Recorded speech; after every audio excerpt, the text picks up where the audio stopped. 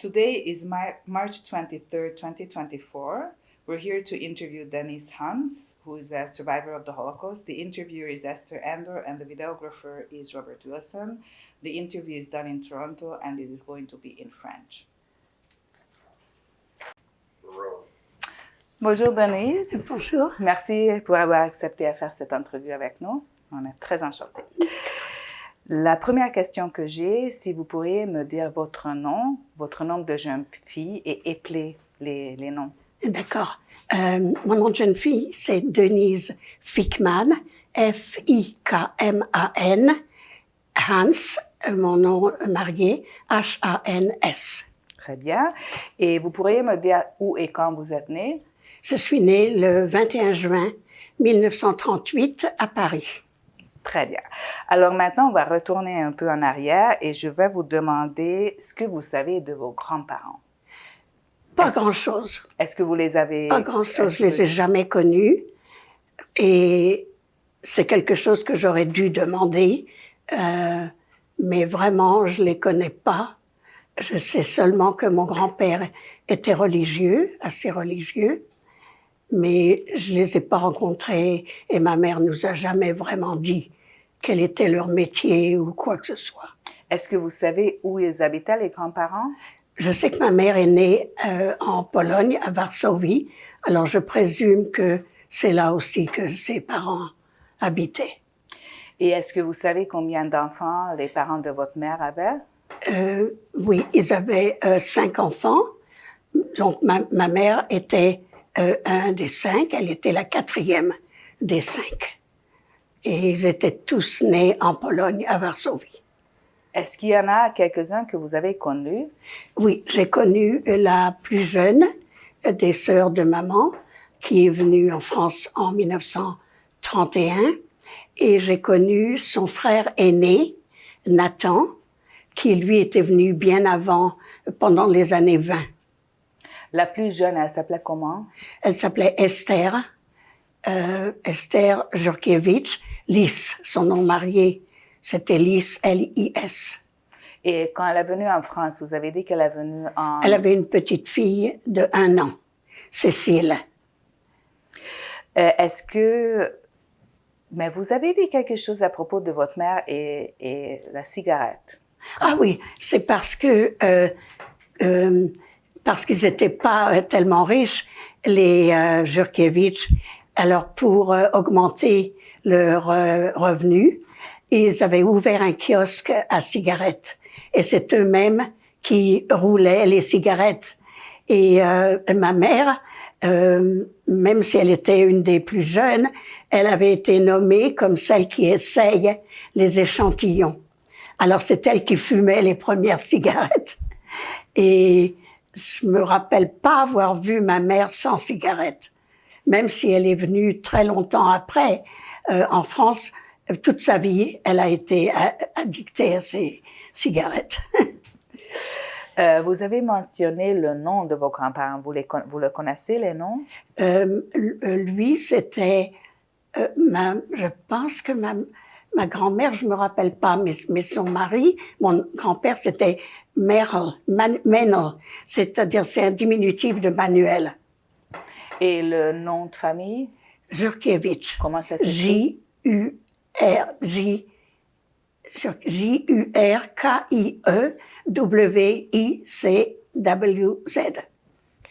Jurkiewicz. Vous avez connu votre mère, Nathan et Esther. Qu'est-ce qui est arrivé avec les 2 autres frères et sœurs? Alors, quand maman est venue en France, son frère Jacques était à l'armée et sa sœur, Edge, je pense qu'elle s'appelait Hélène, elle était mariée, elle avait des enfants. Je les ai jamais connus, ils ont tous été, ils sont tous morts pendant la guerre. Et la famille de votre père, est-ce que vous en savez quelque chose? Non, je sais seulement qu'il était un des plus jeunes d'une famille très, très nombreuse. Il était aussi arrivé dans les années 20. Apparemment, ce que j'ai appris, c'est qu'il avait pas plus que 14-15 ans quand il est venu.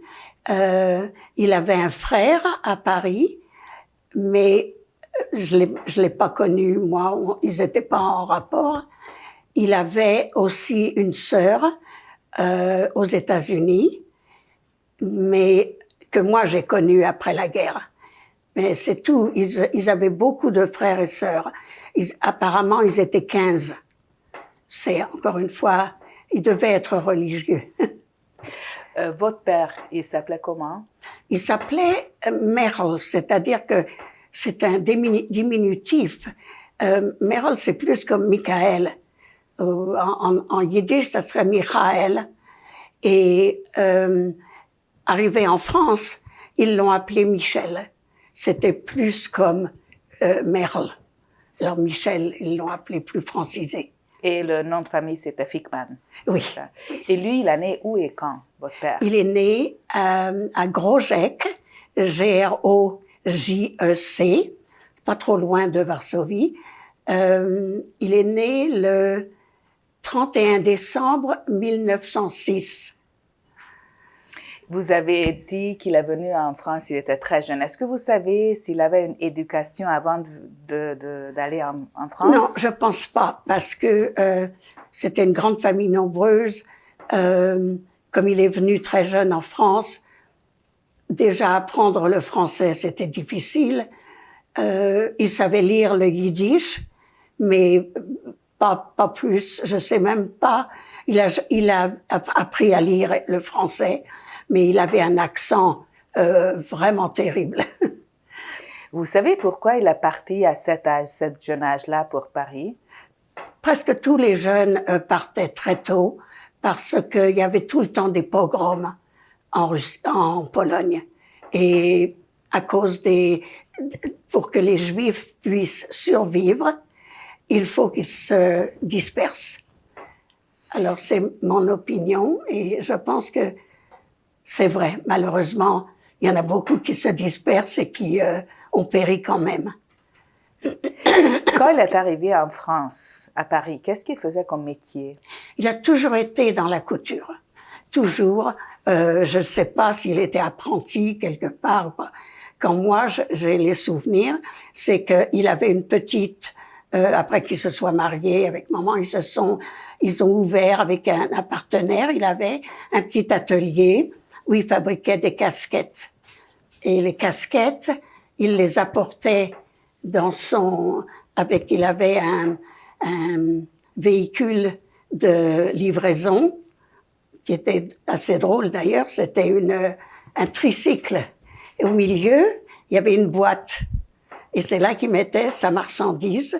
Il l'apportait à la maison. Et maman finissait les casquettes. Elle mettait les visières dans les casquettes. Et ces visières, elles étaient de toutes les couleurs. Je me rappelle ma sœur aînée disant, on voyait la vie par les couleurs des visières. De toutes les couleurs, c'était un mica, un genre de mica. Cette boîte de transport, le dimanche, mon père emmenait les deux garçons, mes deux frères, pour faire le tour de la ville. Et c'était vraiment quelque chose d'extraordinaire pour eux. Ils pouvaient s'asseoir dans la boîte, c'était assez grand pour ça? Oui. Et lui, est-ce qu'il vendait les casquettes ou il le faisait? Il était sous contrat, alors il recevait la marchandise coupée, il assemblait et tout, et il apportait la marchandise à la maison pour que maman les finisse, et après il les livrait à son patron, pour ainsi dire. Et je crois qu'ils étaient payés à la pièce. Vous avez dit que sa famille, j'imagine, était très religieuse, comme il y avait beaucoup d'enfants. Est-ce que votre père, lui, il était religieux comme vous l'avez connu? Non, pas du tout. Ni mon père, ni ma mère n'étaient religieux. Je me rappelle pas avoir entendu le mot juif. Évidemment, je parlais que le yiddish à ce moment-là, parce que c'était la langue parlée. Mais on parlait pas, et mes parents travaillaient tout le temps tellement fort, et on était nous aussi beaucoup d'enfants. On était plutôt dans la catégorie pauvre. sans souffrir de ne pas manger, mais on était quand même dans la catégorie pauvre. Alors, mes parents, et puis les Juifs, dans ce temps-là, les parents juifs, ne racontaient rien aux enfants. Vraiment, c'était pas, on racontait pas des histoires et, alors je sais on faisait rien. Est-ce que vous savez comment il a rencontré votre mère? Comment mon père a rencontré ma mère? Non, je sais seulement que maman vivait chez son frère Nathan et qu'elle n'était pas heureuse tellement. Et je sais qu'elle a rencontré, parce que dans le quartier du Marais, beaucoup de gens se connaissaient. Alors c'est comme ça qu'ils se sont rencontrés, parmi d'autres personnes.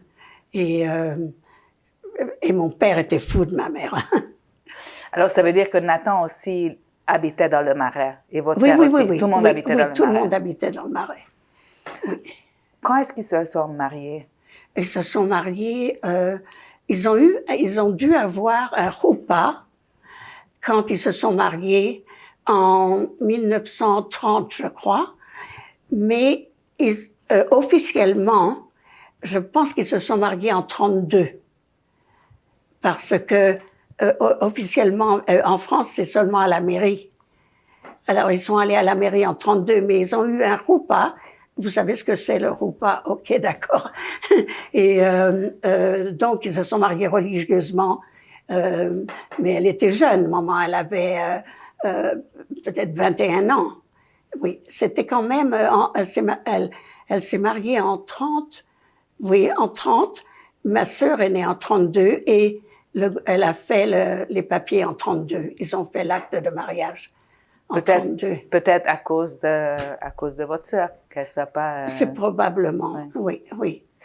Votre maman, elle s'appelle comment? Elle s'appelait comment? Elle s'appelle Perla Jurkiewicz, J-U-R. Je pense que vous savez maintenant. Oui, vous connaissez Jurkiewicz Perla. Et vous m'avez demandé... Elle est née où et quand? Oui. Alors, elle est née le 14 octobre 1910. Et sa sœur, justement, sa sœur Esther, est aussi née le 14 octobre 1911, exactement un an de différence. Elle est née à Varsovie, la capitale de Pologne. Et pourquoi elle est partie pour la France? Alors, elle aussi. D'abord les pogroms. Ensuite, il y avait déjà son frère. Et à 19 ans, elle a décidé de partir et d'aller en France. Mais j'ai aucune idée de la manière dont elle est partie. C'est une des choses que j'aurais dû connaître, que ça me semble drôle qu'on l'ait jamais mentionné, mais comment elle est partie, comment elle est arrivée, est-ce qu'elle est venue, c'est toujours sur la terre, donc en autobus ou en train, ou j'ai aucune idée. Mais je sais qu'elle est retournée, elle est allée chez son père. C'est son frère Nathan. Est-ce que vous savez si elle a fait des études en Pologne quand elle était jeune? Je pense pas qu'elle a été plus loin qu'elle savait écrire. Donc peut-être la 6e année, quelque chose comme ça. Oui. Et vous avez mentionné que vous parliez le yiddish à la maison. Alors ça veut dire que vos parents parlaient le yiddish entre eux? Ah oui. Est-ce qu'ils connaissaient aussi le polonais? Ah oui, absolument. D'ailleurs, ce qui était comique, c'est que quand nous, on a commencé à bien comprendre le yiddish, alors ils ont tourné en polonais pour qu'on comprenne pas. C'était toujours comme ça dans les familles juives. Si vous pourriez me décrire vos parents comme en apparence et en caractère, comme de l'extérieur et de l'intérieur. Ah, ok. Alors, mon père d'abord était quelqu'un de très gai. Il était, comme on dit, un peu le titi parisien. Il se débrouillait partout.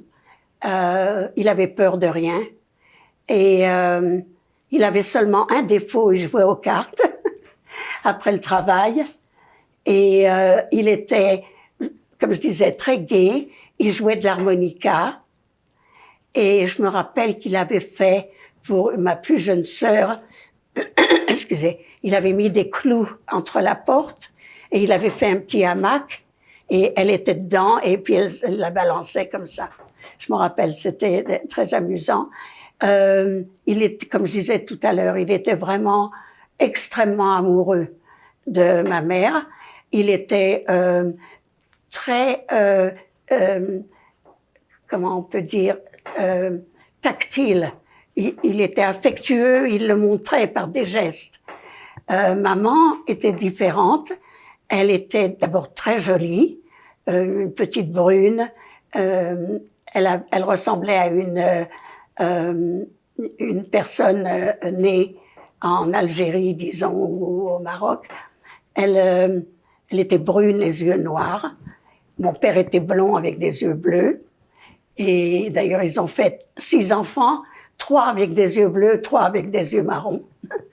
Et puis, elle était très vivace aussi, mais un peu sarcastique. Et elle était aussi extrêmement courageuse. Elle a toujours travaillé. Et c'est ce que je me rappelle de ma mère avant la guerre. Très vivace, très petite, très coquette, et très heureuse de la situation. Est-ce que vous savez qui étaient leurs amis à Paris, leur cercle social avant la guerre? C'était tous des Polonais, des Russes, c'était tous pas des réfugiés, mais c'était tous des immigrants. Juifs? Oui. C'était surtout ça. Ils faisaient partie de groupes, les groupes Les Amis de telle et telle ville ou des choses comme ça. Et ils se voyaient, par exemple, à la nouvelle année, il y avait un bal, il y avait des choses comme ça. Vous savez ce qu'ils faisaient avec leurs amis comme du passe-temps? Pas grand-chose, à part le fait que mon père jouait aux cartes. C'était uniquement, ma mère était à la maison tout le temps, elle s'occupait des enfants. Vous avez dit que vous habitiez dans le Marais. Est-ce que vous connaissez votre adresse? Je crois que oui. Oui. C'était 14 rue Sainte-Croix de la Bretonnerie. En France, les mots, les lettres, les adresses sont très compliquées. Alors, c'était 14 rue Sainte-Croix de la Bretonnerie. C'était vraiment dans le quartier du Marais. La rue des Rosiers, on pouvait y aller à pied. C'est là que maman faisait ses commissions. C'est là qu'on achetait le poisson, qu'on faisait quand même en n'étant pas religieuse, ma mère faisait quand même que de la nourriture polonaise, juive. Cachère ou pas cachère? Maman s'occupait pas pour savoir si c'était cachère ou pas. Non, je me rappelle pas avoir été... Elle achetait tout dans le quartier juif, mais je me rappelle pas qu'elle ait mentionné cachère ou pas. Est-ce que vous pourriez me décrire un peu ce quartier, le Marais, où vous habitiez? Oui, le Marais, c'était un quartier très diversifié, énormément d'émigrés, pas nécessairement tous juifs, mais c'était vraiment le cœur de la ville, parce que la France est faite comme un colimaçon, et il y a le 1, 2, 3, 4, et ça tourne comme ça. Alors le 11e touche le 4e, puisque c'est séparé. Il y a 20 arrondissements, et c'était un quartier où la plupart des Juifs qu'il y avait, c'était animé, il y avait du bruit, il y avait du mouvement, il y avait des couleurs. Il y avait une synagogue pas trop loin, que avant la guerre, moi je me rappelle pas y avoir été, mais avant la guerre, pour moi, ça représente l'âge de 4 ans. Alors j'ai pas tellement de souvenirs, j'en ai beaucoup plus après, à partir de l'âge de 10 ans. Mais au début, c'était vraiment tout le quartier était bouillonnant de gens, c'était très animé. Quelles étaient les langues parlées dans la rue? Qu'est-ce que vous entendiez dans la rue? Les gens essayaient de parler le français en faisant énormément de fautes. C'était très, très amusant. D'ailleurs, il y a beaucoup d'anecdotes qui ont paru comme ça, des jeux de mots. Et puis, par exemple, ma mère, une fois, a raconté une histoire dans la famille après la guerre. Et puis elle racontait et elle passait par Marseille. Quand on disait passer par Marseille, ça voulait dire tu exagères, tu brodes. Alors ma petite sœur, elle dit à maman, oh tu brodes. Et broder, ça veut dire quand on fait de l'aiguille un peu partout. Maman a compris, tu broutes. Elle a dit, moi je broute, je suis comme une vache. Alors, les jeux de mots, il y en avait plein. Par exemple, je sais qu'elle allait au lavoir municipal pour laver le linge. Et puis, il n'y avait pas uniquement des Juifs. Mais maman a dit une fois à quelqu'un, lave, en yiddish, c'est vache. Et la personne a dit, une vache? Alors, il y avait plein de mots très, très amusants comme ça. Mais je pense que c'est dans toutes les langues. Est-ce que vous pourriez décrire, j'imagine que vos souvenirs sont après-guerre, mais est-ce que vous pourriez décrire votre appartement? Parce qu'ils ont gardé l'appartement après la guerre. Oui. Alors, l'appartement était très petit pour nous. Je me rappelle qu'il y avait l'entrée, un couloir. À droite, il y avait une chambre. Ensuite, la salle à manger. Ensuite, une autre chambre à coucher. Et tout au bout du couloir, il y avait ce qu'on appelle un stiebel. Le stiebel, c'était comme une chambre de débarras un peu. Il y avait la fournaise, il y avait des choses comme ça. Et la cuisine était à gauche. Il y avait des toilettes. On avait la chance d'avoir des toilettes. C'était tellement petit que quand maman allait dedans et qu'elle fermait la porte, sa tête touchait la porte. Mais on avait des toilettes et la cuisine était à côté, mais c'était à peine, c'était pas un passage parce qu'il n'y avait pas de sortie de l'autre côté, mais c'était minuscule. Il y avait seulement un comptoir, une armoire pour la vaisselle, le poêle. Il n'y avait pas de réfrigérateur. Alors, qu'est-ce que vous avez utilisé? Comment est-ce que vous à la fenêtre de la cuisine, on mettait une boîte à l'extérieur qui était comme mise à l'extérieur. Et puis, on achetait de toute manière à manger tous les jours. Alors, c'était pas le lait, tout ça, ça se gardait une journée. On allait tous les jours en acheter. Vous avez dit que votre mère est partie pour faire la lessive dans le lavoir municipal. Et les douches pour se laver, est-ce que vous aviez une salle de bain? Non, on n'avait pas de salle de bain. Je me rappelle qu'on avait une cuvette, évidemment. Mais avant la guerre, je me rappelle pas moi-même avoir été aux douches.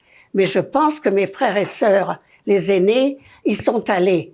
Parce que après la guerre, mes deux petites sœurs et moi, on est allés aux douches municipales. Et fallait qu'on se dépêche parce que pour 20 centimes, on avait le droit à 20 minutes. Mais normalement, c'est une personne. Mais nous, on allait toutes les trois. Alors, je me rappelle que on fallait se savonner vite et se rincer très vite. Alors, il y avait beaucoup de bousculades. Et puis, c'était très amusant d'ailleurs. C'était vraiment une douche ou une baignoire? Non, une vraie douche, oui. Par la suite, plus tard, on a déménagé. On est allé dans un plus grand appartement et à ce moment-là, il y avait un atelier, tout. Peut-être que je le décrirai un peu mieux plus tard. Et quand vous allez après la guerre, vous allez dans la douche municipale, les autres membres de la famille aussi, votre mère, votre beau-père? Oui, ils allaient à différents moments. Nous, on allait, j'avais déjà 10 ans, Mireille avait 8 ans, Monique 7 ans, et on allait toutes les trois. À ce moment-là, on pouvait marcher dans la rue, on n'avait pas peur. Avant qu'on aille plus en avant, est-ce que vous pourriez me dire le nom de vos frères et sœurs et l'année de naissance? Ah, OK. Alors, on est 6. L'aînée, c'est Isabelle, et elle est née le 11 avril 1932. Ensuite vient Maurice, qui est né le 11 mars 1934. Fernand, le 11 septembre 1935. Ensuite, c'est moi, le 21 juin 1938. Mireille, le 27 mars 1940. Et Monique, le 13 novembre 1941. OK, très bien. Alors maintenant, je crois qu'on va passer à la guerre. La guerre commence en 1939. Paris est occupé en mai 1940. Comment la vie change pour votre famille? La vie, pour moi, change parce que j'entends des chuchotements, les gens parlent tout bas, mais ça a vraiment commencé le 14 mai 1941. Parce que mon père a reçu une demande, un formulaire, on appelait ça un billet vert. Et ce billet vert forçait les gens qu'il avait reçus à aller se présenter au poste de police en emportant des vêtements pour... non, à ce moment-là, pas encore, mais ils doivent se présenter avec quelqu'un de la famille, un ami ou pas, et on lui dit, quand il arrive au poste de police, qu'ils vont le garder, mais il doit rentrer pour apporter un peu de linge pour lui, ce qui est fait, et mon père s'en va sans dire au revoir. Il est pris, il n'a pas le droit de s'en aller, et il l'emmène dans un camp d'attente qui s'était Pithiviers à ce moment-là, et mon oncle, le père de Cécile et de sa sœur, qui s'appelait... Oui. Ça, c'est le mari d'Esther. Non, le mari d'Esther, oui. Et puis, lui, il est à Beaune-la-Rolande. Il reçoit le même papier et ils sont tous les deux partis. Donc, le 14 mai 41, maman est enceinte à ce moment-là. On est 5, elle attend son 6e enfant. Et donc, pour moi, la guerre a commencé à ce moment-là. Aussi, parce que mon frère, Fernand, qui avait à ce moment-là, en 41, 6 ans, il était obligé de porter l'étoile juive. Et il fallait que l'enfant ait 6 ans. Moi, non. Je portais pas. Il paraît même que je lui aurais dit qu'il était un sale juif, parce que il était... moi, on m'appelait la pipelette. Une pipelette, c'est quelqu'un qui parle tout le temps. Et je crois que je suis encore d'ailleurs une pipelette. Mais apparemment, c'est ça que j'aurais dit. Mes parents faisaient très attention à moi parce que, étant donné que je parlais beaucoup, je pouvais leur dire où était l'argent, où étaient les rations, où se trouvait n'importe quoi. Alors, il fallait faire très attention à moi. Et donc, pour moi, la guerre a commencé en voyant ça, en voyant les étoiles, et puis en ne voyant pas mon père. Mais c'était pas seulement votre frère Fernand qui devait le porter, non? Parce qu'il y en avait plusieurs qui avaient déjà 6 ans à l'époque. Ah oui, tous mes frères et sœurs, excepté jusqu'à Fernand. Moi, non, et mes 2 sœurs non plus, les plus jeunes. Il fallait avoir 6 ans. Et votre mère aussi? Oui, ma mère, oui. D'ailleurs, c'est les étoiles. Maman voulait être très, très amusante d'ailleurs, parce qu'au début, elle avait pris les étoiles et elle avait mis des snaps. Vous savez, des punaises sur 5 morceaux. Il y avait marqué juif. Et puis, on lui a dit, non, on peut pas faire ça. Alors, elle a cousu les 5 morceaux. Non, il fallait pas. Il fallait coudre carrément tout. On recevait 3 étoiles par personne et il fallait les mettre, évidemment, sur les manteaux, sur les vestes, tout ce qui était apparent. Est-ce que vous avez souvenir d'autres, disons, dictons anti-juifs, d'autres lois anti-juifs qui vous a marqué? Moi, j'étais trop jeune pour ça. J'entendais. La pire des choses, ça a été celle que mon père, il a été pris en laissant une femme enceinte avec 5 enfants. C'était déjà très traumatique pour moi, parce que mon père, j'adorais mon père. Et Surtout que moi, je suis venue après 2 frères. Alors, j'étais un peu chouchoutée de ce côté-là. Est-ce que vous savez comment votre mère a survécu pour aller donner à manger aux enfants et tout ça? Parce que, disons, la personne qui gagnait l'argent est partie. Oui, alors maman a continué à travailler. Elle s'est arrangée pour aller travailler dans des manufacturiers. Maman savait tout faire dans le métier de la couture. Et elle savait tricoter aussi. Je me rappelle que ma mère m'a fait un pullover à moi en une nuit. Elle a tricoté un pullover. Et elle était très versatile. Elle pouvait faire beaucoup de choses et se débrouiller. Mais il fallait qu'elle fasse très attention parce que des fois, il fallait qu'elle arrive avant le couvre-feu. Et ça, je m'en rappelle très bien de ce couvre-feu. Toutes les fenêtres étaient avec des rideaux très foncés. Et je me rappelle des fois la peur qu'on avait parce que elle venait tard et ma sœur aînée Isabelle ouvrait un tout petit peu le rideau et on lui disait non, fais pas ça parce que s'il voyait de la lumière en bas, on habitait au 4e étage, mais on voit tout de suite s'il y a de la lumière quelque part et on savait que la police pouvait monter. Alors ça, je me rappelle de ça très vivement. Est-ce que votre mère vous a laissé sortir sur la rue? Après les Allemands. Il me semble que j'allais encore à la maternelle à ce moment-là, il me semble.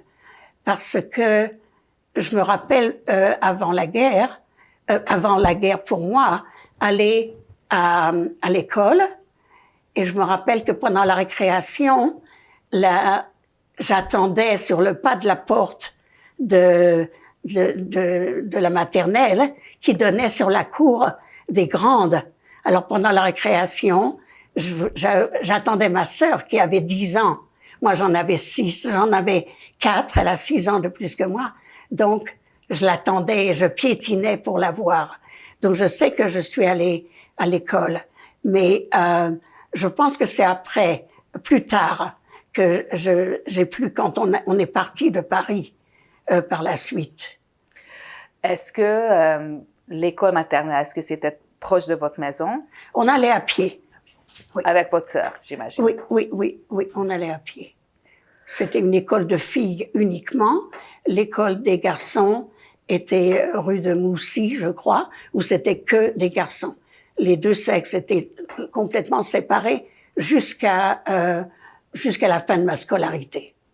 Est-ce que c'était une école publique? Ah oui. Mais il y en avait des Juifs dedans? Oui. C'était une école publique où ils acceptaient tout le monde.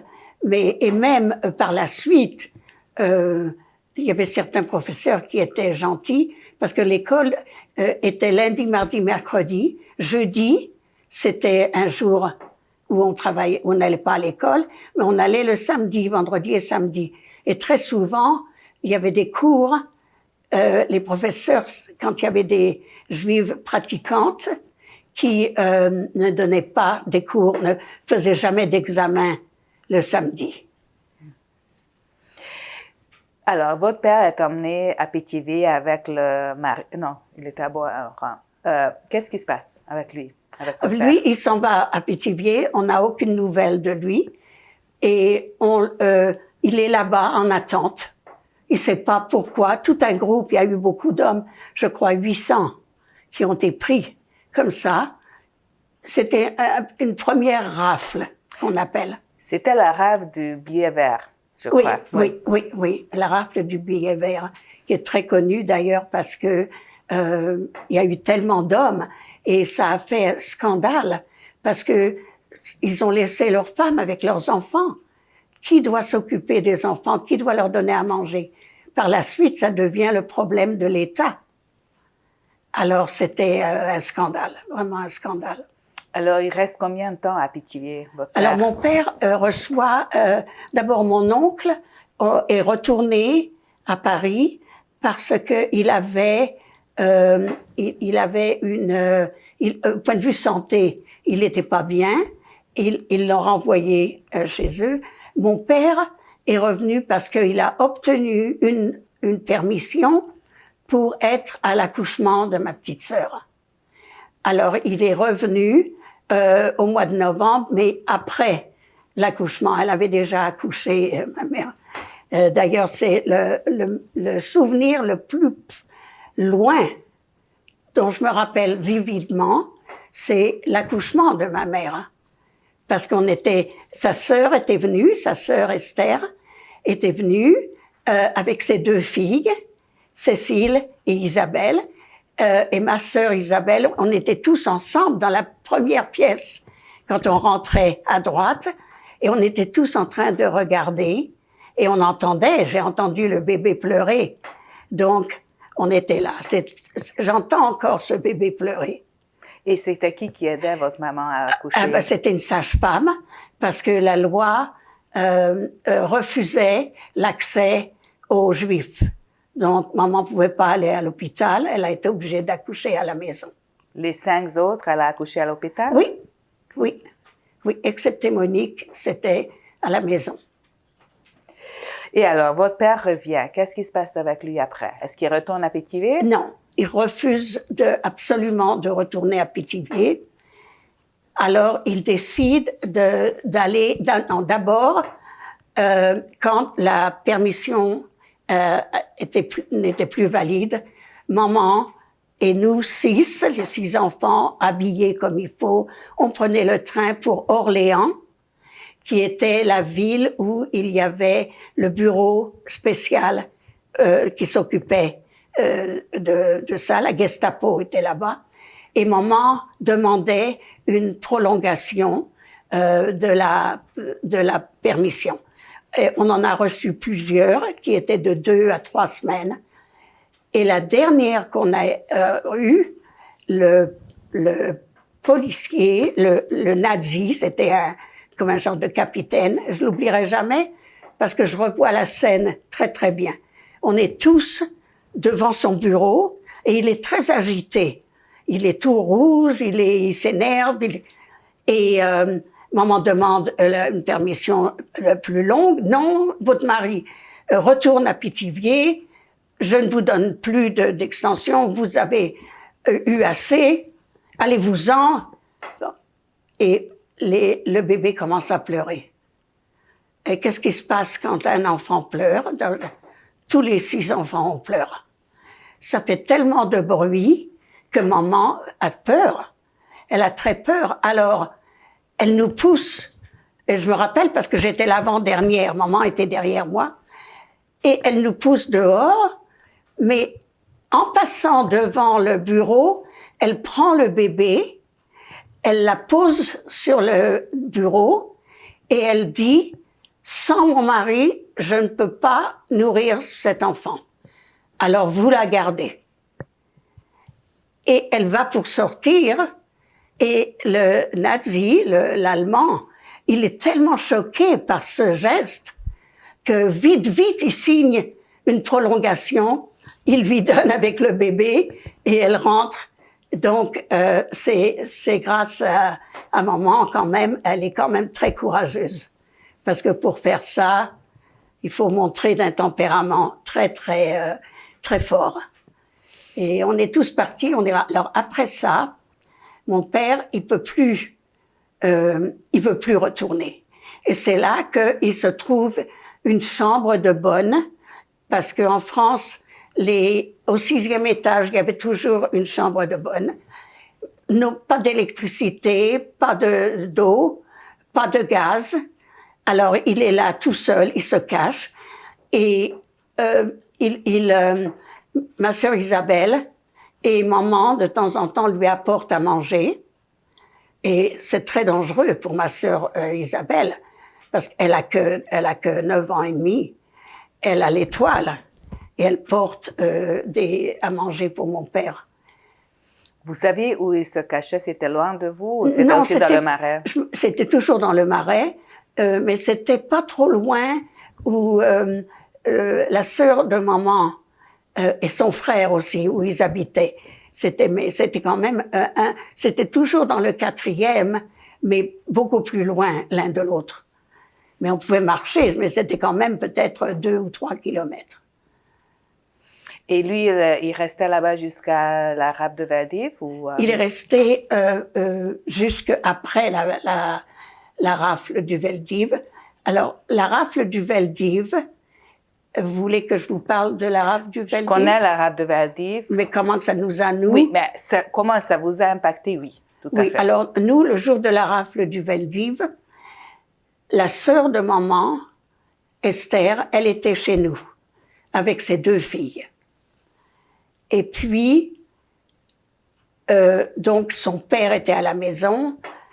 Son mari. Son mari était à la maison, le père de Cécile et d'Isabelle.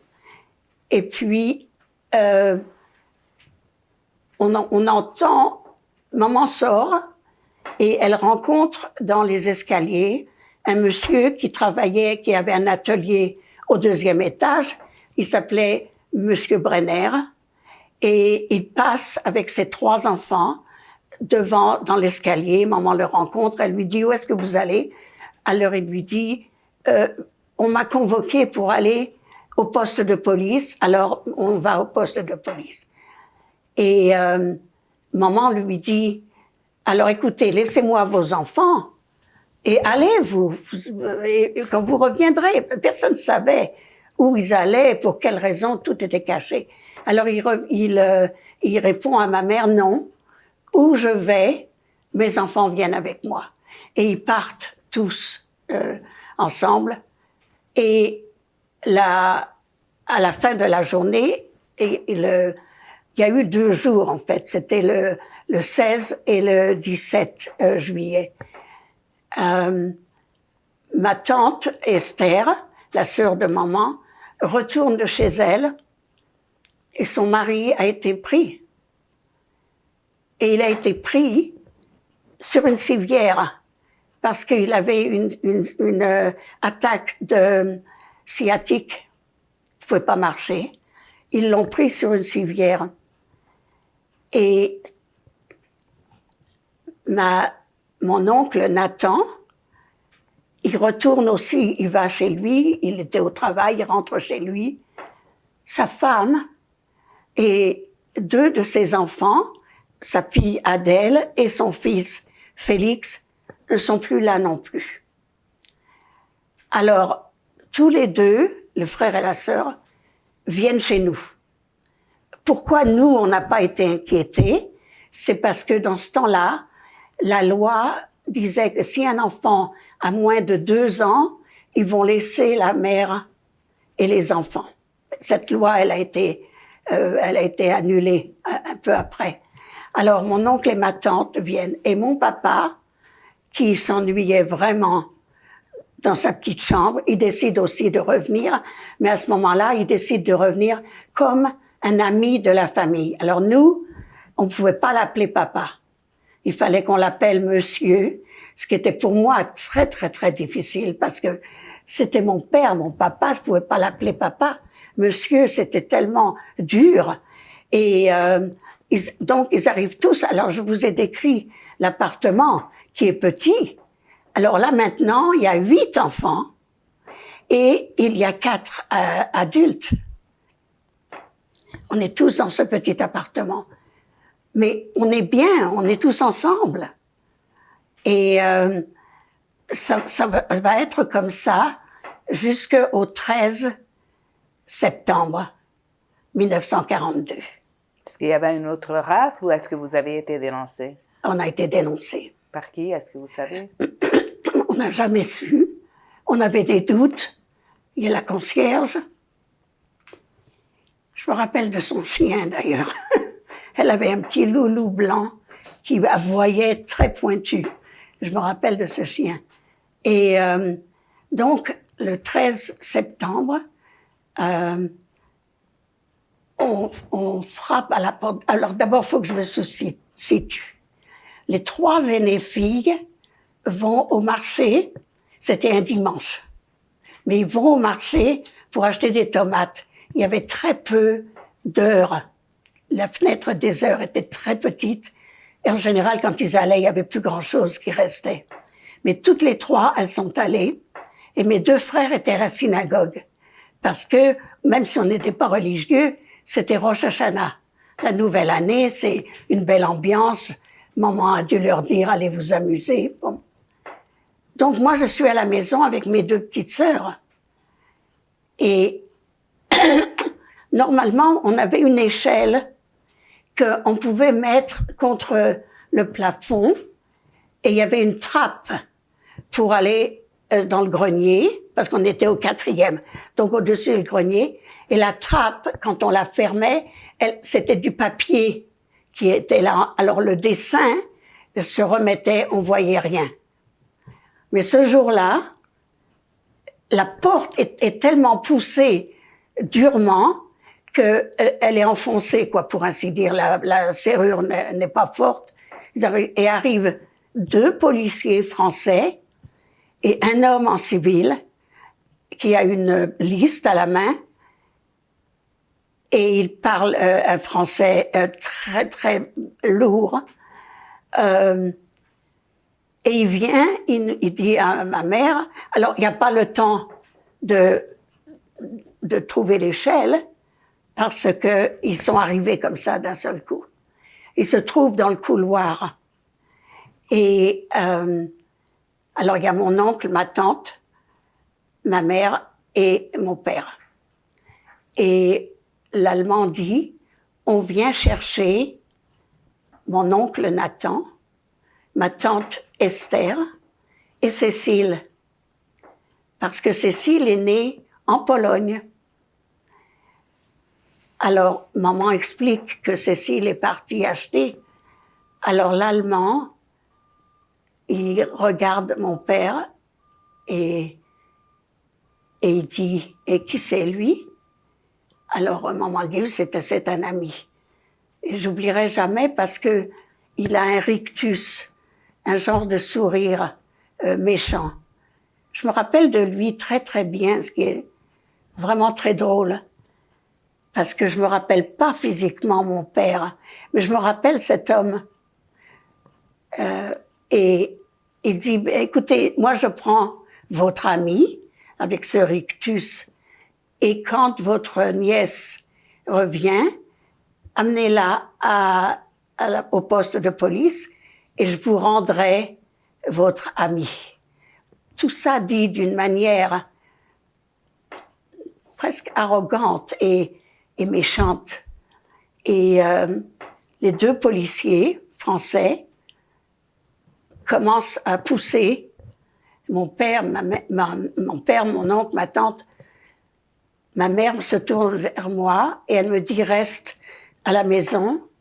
Et moi, j'ai 4 ans et 3 mois à ce moment-là. Occupe-toi de Mireille et de Monique. Et c'est des bébés. Et maman les suit. Et moi, je suis comme figée. Et je regarde mon père. Je peux pas lui dire papa, je peux rien dire. Et je me dis, mais qu'est-ce que tu as fait pour 2 policiers? Qu'est-ce que tu as fait? Pour moi, dans ma petite tête, il a fait quelque chose de mal. Et ils s'en vont tous. Et maman descend avec eux. Et je me rappelle que j'entends les pas, parce qu'on était au 4e, pas d'ascenseur. Je me rappelle que ma tante, elle hurlait. Et ils l'ont poussée carrément et j'ai entendu les escaliers descendre. Bon, moi, je suis pas descendue. Alors, ce que j'ai appris par la suite, c'est que maman se trouvait sur le trottoir. Ils ont embarqué les trois adultes dans un camion un fourré. Et puis, les 3 filles couraient parce que le Marais, c'est pas grand. Mais donc tout le monde connaît, il y a quelque chose qui se passe là ou là.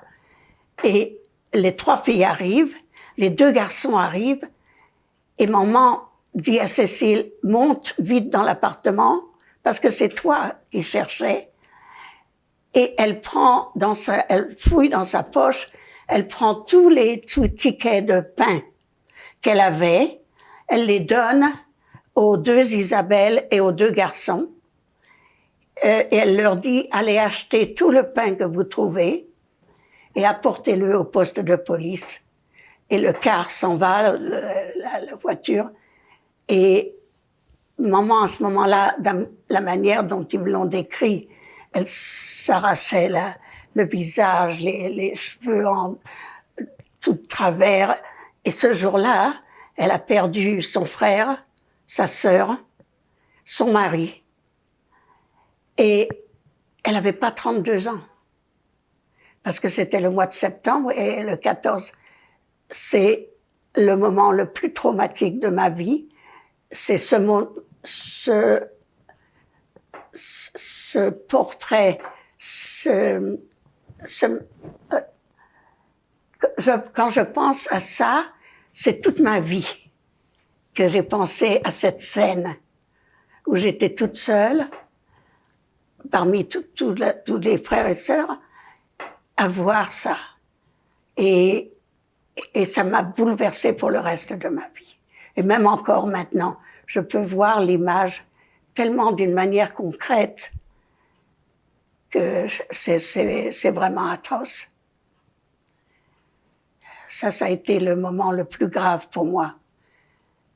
Est-ce qu'il y avait entre début 42 et septembre 42, est-ce qu'il y avait des moments quand votre oncle, votre tante ou votre père s'est caché là au grenier?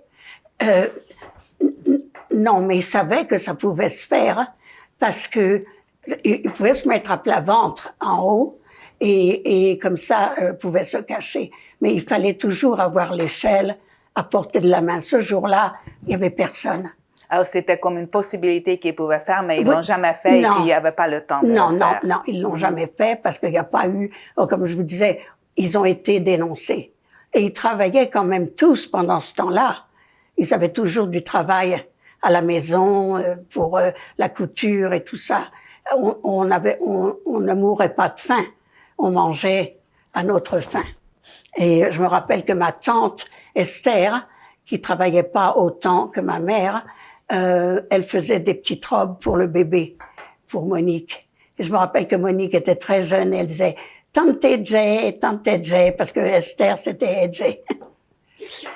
Mais ce traumatique, en fait, j'ai réussi que beaucoup d'années plus tard à clôturer cette vue de mon père emporté par des Français en civil, des policiers. Quand j'ai été plus tard, beaucoup d'années plus tard, faire la marche des Living, la marche des survivants en Pologne, à Auschwitz, où j'ai compris qu'il ne pouvait pas se défendre. Et puis il n'était pas son unique défaut, son unique problème, c'était qu'il était juif. Où est-ce qu'ils les ont amenés? Alors, ils ont été emmenés tout de suite à Drancy. Tous les trois à Drancy.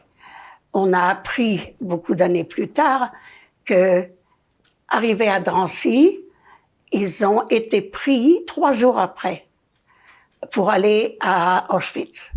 Ils sont partis par le convoi numéro 33 et il paraît que mon oncle et ma tante, dès l'arrivée à Auschwitz, ils ont été gazés.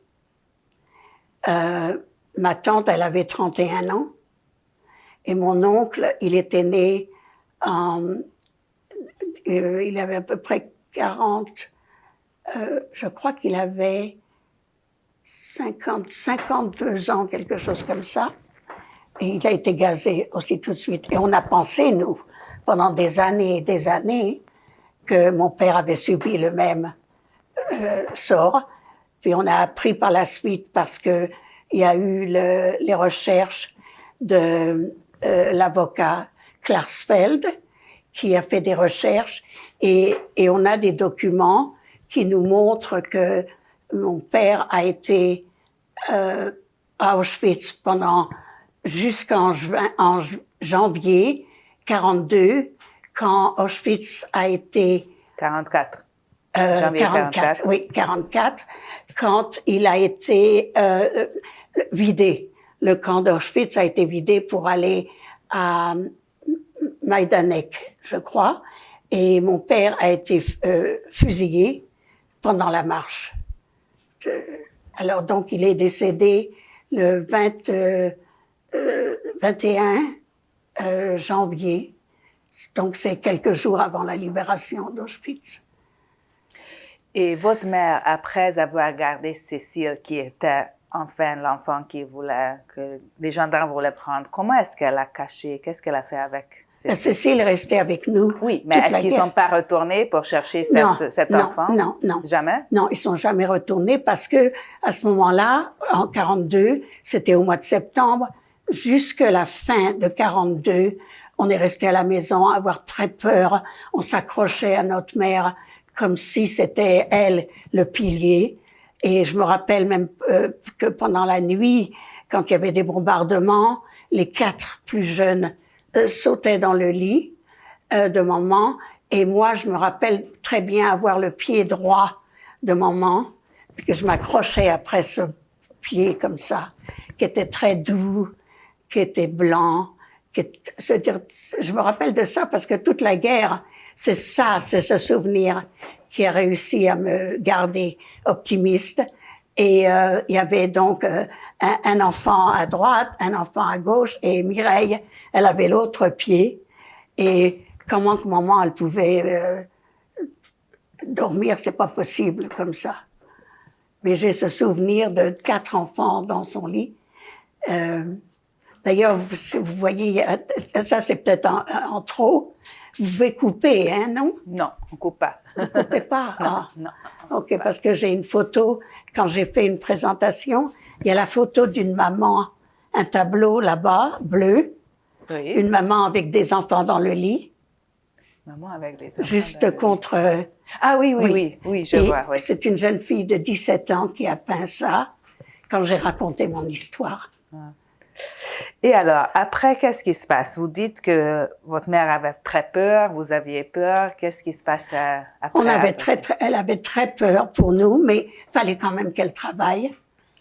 Je me rappelle qu'elle avait une fois, elle était revenue à la maison avec une pelote de laine accrochée à son pied, qu'elle avait volée, pour ainsi dire, de la manufacture où elle travaillait, pour pouvoir nous tricoter quelque chose.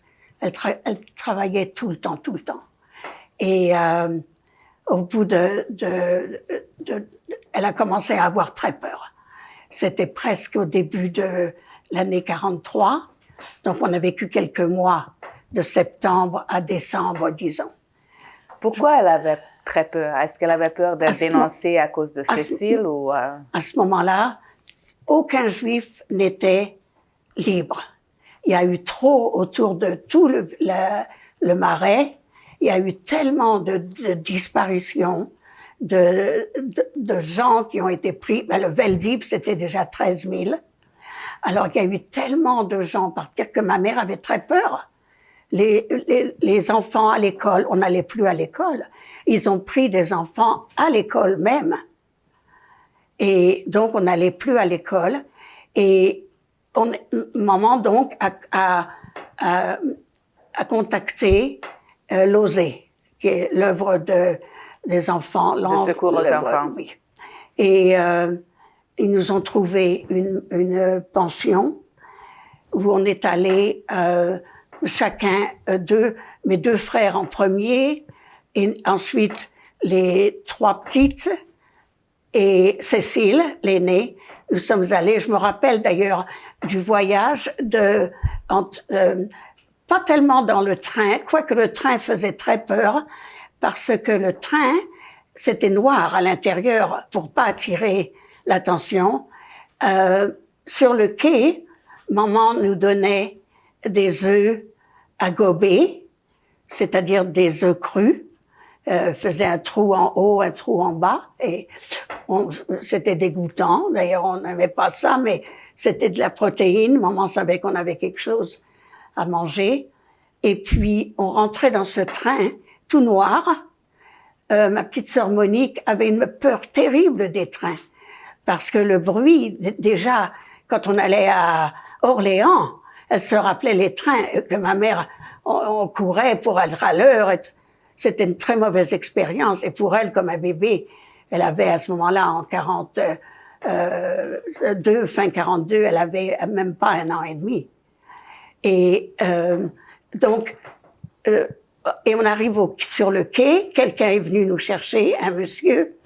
Je me rappelle qu'il avait une bicyclette et il a mis Monique dans un petit panier qui était devant, Mireille sur derrière la selle, il y avait une plaque, elle était assise là, et moi, j'étais assise sur la barre, et Cécile marchait à côté de nous.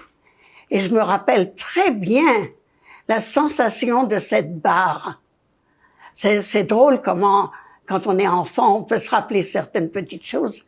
Et je me rappelle de cette barre, et on est arrivé à la ferme. Les deux Isabelle devaient venir le lendemain. Reculons juste un peu, parce que vous avez parlé de ce voyage par train. Alors, reculons à Paris. Oui. Vous arrivez au quai, à la gare. Oui. Est-ce que vous avez des faux papiers?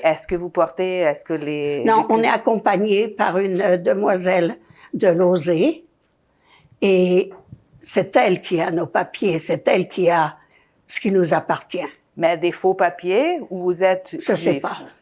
Est-ce que vous voyez des gendarmes? Est-ce qu'il y a des contrôles je sais qu'on ne parle pas, je sais qu'on a peur, on se serre les uns contre les autres. C'est le soir, il fait noir, et j'ai pas de souvenir, j'entends juste le bruit du train, et c'est ce souvenir que j'ai. Vous n'avez pas de souvenir des gendarmes qui viennent dans le train pour les papiers? Non, pas à ce moment-là. Et on arrive donc à la ferme. C'est à 4 roues, vous avez dit. Je trouve pas, c'est non plus. Je sais pas si c'est 4 roues ou si c'est 4 roues ou 4 trous. Je sais pas la manière dont mes frères et sœurs prononçaient 4 roues. Et vous savez vers où ça se trouvait? C'est au sud de la France. Pas Zone au sud. Libre. C'est en France. C'est pas tout à fait la zone libre. C'est un peu plus haut. Et je me rappelle, c'est une ferme complète. Et moi, j'ai terriblement peur n'oubliez pas, on vient tous de Paris. On n'a jamais vu d'animaux, excepté des chats, des chiens. Et on arrive, et il y a des cochons, et il y a des poules, et il y a des oies qui sont méchantes, les oies, parce que dès qu'on arrive, elles pincent les mollets, surtout les mollets des enfants. Et puis, il y a des chevaux, moi j'avais une peur terrible des chevaux, parce que les chevaux, quand ils se lèvent, ils sont immenses. Et alors là, on rencontre mon frère, mes 2 frères, on se retrouve avec eux.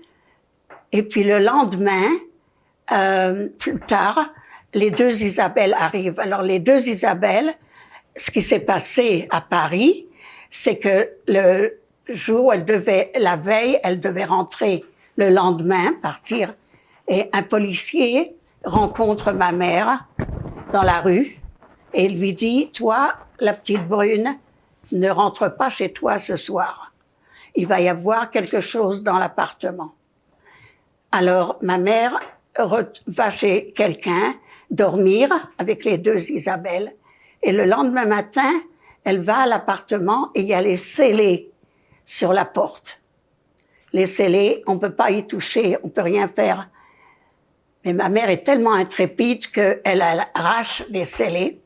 Elle rentre dans l'appartement, elle prend les sacs d'école des 2 filles, elle prend quelques morceaux de tissu, des choses qu'elle peut transporter à la main, et elle redescend. Mais elle pourra plus jamais retourner dans l'appartement. Pendant toute la guerre, à partir de ce moment-là, il faut qu'elle aille se cacher, elle aussi. Donc, le lendemain, les 2 filles viennent aussi de la même manière, par train. Et on est tous les 8 chez cette dame, Madame Bayon, et on sert pour elle, c'est énormément d'apports. elle reçoit tous les tickets qu'on a, les tickets de nourriture, les tickets de vêtements, les coupons pour les médicaments. C'est un apport, on est 8. Et on va pas à l'école parce que on est aussi de la main-d'œuvre. Donc, mon frère aîné, Maurice, qui a un gros 9 ans, il est fort d'ailleurs, ce frère, et il sert beaucoup à s'occuper de la ferme. Et Fernand et moi j'ai à peu près 5 ans à ce moment-là, 5 ans, allant sur presque 5 ans et demi, et mon frère qui a 2 ans de plus. Et nous, on doit garder les vaches pour pas qu'elles aillent dans le terrain. À côté, il y a des chèvres aussi. Et je me rappelle que les chèvres, c'est terrible parce que elles sautent et elles vont chercher les choux des autres, comme les autres paysans.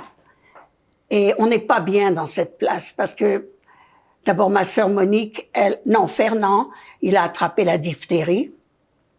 Et je me rappelle qu'on lui faisait des piqûres dans le ventre, un docteur qui venait.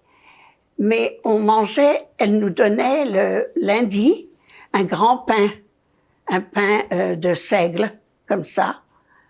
Et puis un pain par chaque assiette, il y avait un pain. Mais nous, on était petites, alors on mangeait un morceau un petit peu du pain. Mon frère Maurice, qui était vraiment le macho, lui mangeait le pain en entier. Mais il était malade après, il avait mal à l'estomac. Nous, on pouvait pas faire ça. Alors, on le mettait dans les armoires, puis les rats mangeaient tout le pain. Puis il y avait beaucoup de rats dans cette famille. C'était très, très mauvais comme atmosphère. Et puis, il fallait qu'on aille chercher du petit bois, Fernand et moi, dans la forêt, où on ramasse le petit bois pour faire le feu. Et je me rappelle avoir très peur des arbres qui bougent. Et chaque fois que je suis à la maison et que je vois un arbre quelconque qui bouge comme ça, immédiatement, je me revois à cet âge-là. Parce que c'était une peur tellement physique que je me rappelle que je mettais le petit bois dans mon tablier, le portais, et puis je tenais mon frère par la manche et je marchais tout doucement à côté de lui. Et alors, on n'était vraiment pas heureux dans cet endroit. Et comment ma mère, elle a su... Oui. On va trop vite. Vous êtes là en hiver. Oui, ça? Oui. On arrive vers presque la fin du mois de 41, de 42, et on est là pour quelques mois encore. Et vous sortez les vaches en hiver pour manger? Ben, l'hiver, c'est pas comme le Canada, hein. Ils sortent tout le temps de l'endroit où sont les vaches. Ah, il y avait quoi à manger sur les champs? L'herbe. OK. Oui. Est-ce que Madame Bayon, est-ce qu'elle avait une famille ou elle était toute seule? Non, elle avait son mari, mais je me rappelle pas du tout des autres personnes autour. Je me rappelle seulement quand ils ont tué une fois une vache ou quand ils ont égorgé un cochon, parce que ça, c'était vraiment des choses que j'ai vues et que j'ai entendues. Elle faisait du boudin avec le sang et que nous, on n'a jamais aimé. Et comme je vous dis, on n'était pas heureux. Ma sœur Monique, elle avait fait un geste comme pour se gratter la tête. Elle lui a coupé les cheveux, presque rasés, très court, ce bébé de 1 an et demi. Et ma sœur Mireille, qui avait une petite jupe plissée avec des bretelles, elle savait pas mettre les bretelles, les boutons dans les trous. Elle l'a mis dehors jusqu'à 1h du matin, en pleine nuit, parce qu'elle savait pas faire ça. Alors, on était vraiment, vraiment très malheureux. Et qui s'occupait des deux plus petites? Alors, mes frères et sœurs. Alors, elle s'occupait pas vraiment de vous? Non. Elle savait que vous étiez juif? Oui. C'était un risque qu'elle prenait. Pour l'argent? Oui. Mais ça, c'était vraiment pour l'argent. Et c'était une ferme, il n'y avait pas d'autres fermes aux alentours, c'était pas un village, c'était vraiment une ferme. C'était une ferme dans un village que je me rappelle pas le nom, mais les fermes sont éparpillées. Elles sont pas l'une à côté de l'autre tellement, parce qu'il y a des champs, il y a des... c'est ça. Et les autres, ils savaient que vous étiez juif, les autres fermiers aux alentours? Ah, ça, je sais pas. Je pense pas. Est-ce que vous les rencontriez pas beaucoup? Oh non, on n'allait pas à l'école, on était comme cachés dans cet endroit. Où est-ce que vous dormiez? Quels étaient vos logements? Décrivez un peu la maison. Ça, je me rappelle pas. Je sais que les 3 filles étaient toujours ensemble. Je sais que nous 3, les petites, on était toujours ensemble. Et les 2 garçons aussi, toujours ensemble.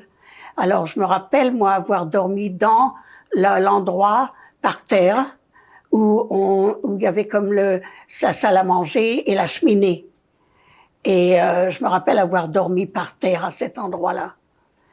Est-ce que vous aviez assez à manger? Non, parce qu'on avait toujours faim. Parce que ce fameux pain qu'on avait une fois par semaine et que les rats mangeaient, elle ne le remplaçait pas, le pain. Alors, je me rappelle pas avoir... Bon, certainement qu'on a dû manger d'autres choses, mais on avait faim. Je me rappelle les rats, d'ailleurs, qui... quand elle essayait de les tuer, qui passaient derrière la cheminée et qui sentaient le roussi. C'était vraiment affreux. Est-ce qu'elle vous a donné des consignes, quoi?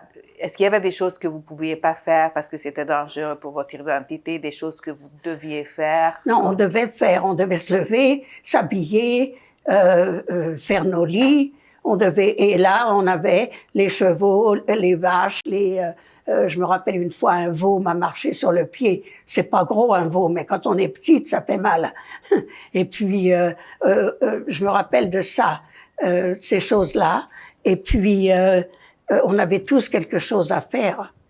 Maurice était très aimé, d'ailleurs, quoique le premier jour, quand il est venu, d'après ce que Maurice m'a raconté après, dès qu'elle l'a vu, il a dit quelque chose de sarcastique et elle lui a donné une grande claque et elle l'a traité de sale juif. Ça, c'est ce que Maurice nous a raconté. Donc, c'était sa première épreuve, un petit garçon de 9 ans. Et mais après, il était très aimé parce qu'il était fort et il faisait beaucoup de choses. Il était sur le tracteur, il les aidait, il distribuait la nourriture, il était très fort, ce frère. L'autre frère, malheureusement, c'était un souffre-douleur. Il était plus petit, plus maigre, et puis il faisait pipi au lit, elle le battait tous les jours. Est-ce qu'il y a un souvenir qui ressort de tous vos souvenirs de ce temps-là chez Madame Bayon que vous avez pas raconté? Je me rappelle très clairement quand on allait chercher ce petit bois. Je me rappelle ce pain qu'on nous donnait tout le temps. Et je me rappelle pas avoir vu tellement C'était ma sœur, mon frère, on s'habillait toutes seules. Mireille avait, comme je vous dis, elle savait pas mettre, elle a appris vite à le faire. La petite, c'est plutôt Isabelle, les 2 Isabelles qui s'en occupaient, Cécile aussi. Elle faisait la vaisselle, elle faisait toutes les choses, le balayer, la ferme, et puis s'occuper des animaux, donner à manger aux poules. Ça, je me rappelle. Parce que pour moi, c'était tellement étrange, cette mise en scène. Je connaissais rien de la campagne.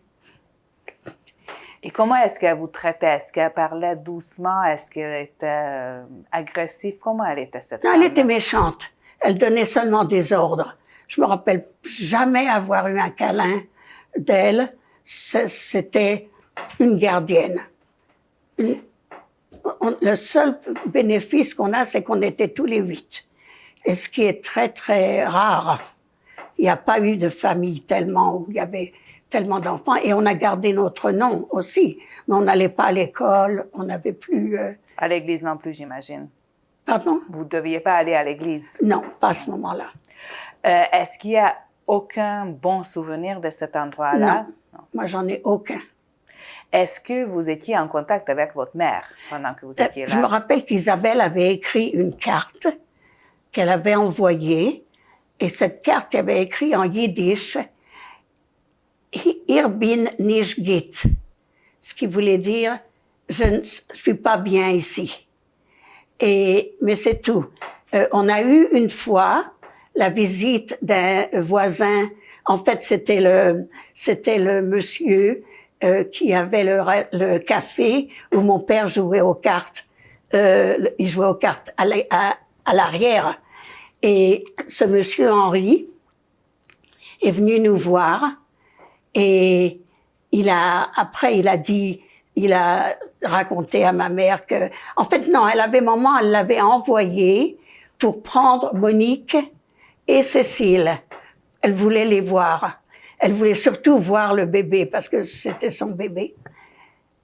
Et c'est là qu'elle a vu qu'on n'était pas heureux parce que elle leur a donné un verre de chocolat au lait, du lait avec du chocolat, et elle leur a donné quelques biscuits.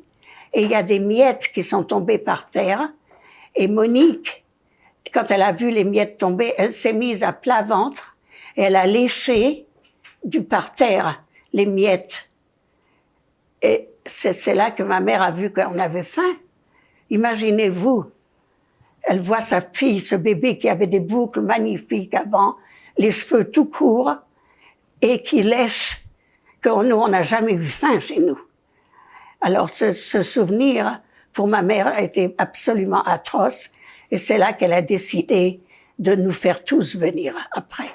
Et alors, qu'est-ce qui se passe après? Alors après, ce monsieur Henri est revenu avec un grand taxi, et il est venu nous chercher, tous les 6 qui restaient, et Madame Bayon a vraiment pas voulu nous laisser partir. Elle a hurlé que on était là, on avait comme un contrat, on lui devait.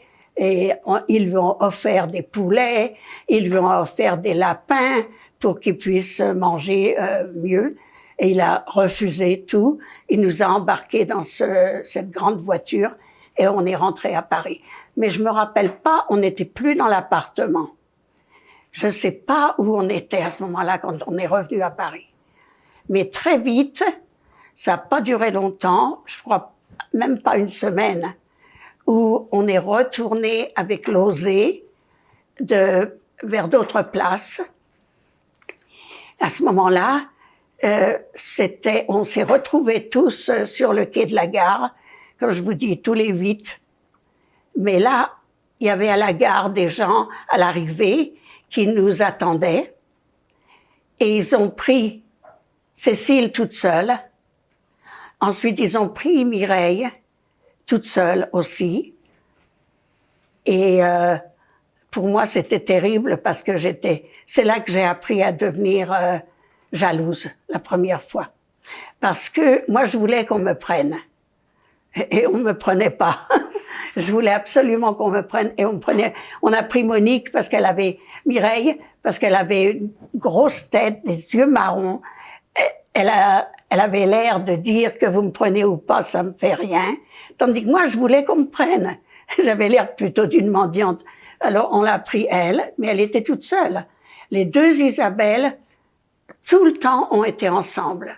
Parce que maman voulait pas que les gens croient qu'elle favorisait sa fille aux dépens de sa nièce. Alors, les 2 Isabelle, d'ailleurs, elle avait un manteau une fois, ma sœur avait besoin d'un manteau. Elle n'a pas voulu le donner à ma sœur, parce que l'autre Isabelle en avait pas. Elle l'a donné à Cécile, ce manteau. Et mes 2 frères ont toujours fait toute la guerre ensemble aussi. Et alors, Monique et moi, on était les 2 restantes, et on a passé les quelques mois qui suivaient chez des gens. On était tous séparés, j'avais aucune nouvelle, ni de mes parents. Je me rappelle me poser la question, moi-même, où est-ce qu'il est papa, où est-ce qu'elle est maman, où sont mes sœurs, parce que j'avais déjà 5 ans et demi, 6 ans à ce moment-là, et c'était presque aussi vers la fin de 43, Et on est resté quand même plusieurs mois dans cette place avec ma petite sœur Monique, qui était maintenant petite. J'ai des vues de cet endroit. C'était pas des fermiers, mais je sais pas ce qu'ils faisaient. Ils avaient une fille de 15 ans qui avait la gale. La gale, c'est une maladie de peau et qui démange un peu comme Poison Ivy. Et c'était moi qui avait le titre de gratteuse. Fallait que je lui la gratte tous les soirs les jambes. C'était dégoûtant aussi. Je me rappelle que je faisais des grimaces, mais il fallait que je le fasse. Et je me rappelle qu'à Noël, les gens sont très drôles, parce qu'à Noël, on avait reçu des petits chariots en bois, mais on avait toutes les deux le même. Moi, j'ai 3 ans et demi de plus que Monique. Et je me rappelle que la corde qu'on tire le chariot, elle était de la même grandeur pour Monique et moi. Mais moi, j'étais plus grande. Alors, fallait que je me baisse pour tirer le... Alors qu'ils auraient pu rajouter un morceau de corde, il fallait que je me baisse pour tirer ça. Ça, je me souviens marcher dehors. Personne nous disait quoi faire. On était dans la campagne. J'avais très peur des couleuvres. Les couleuvres, c'est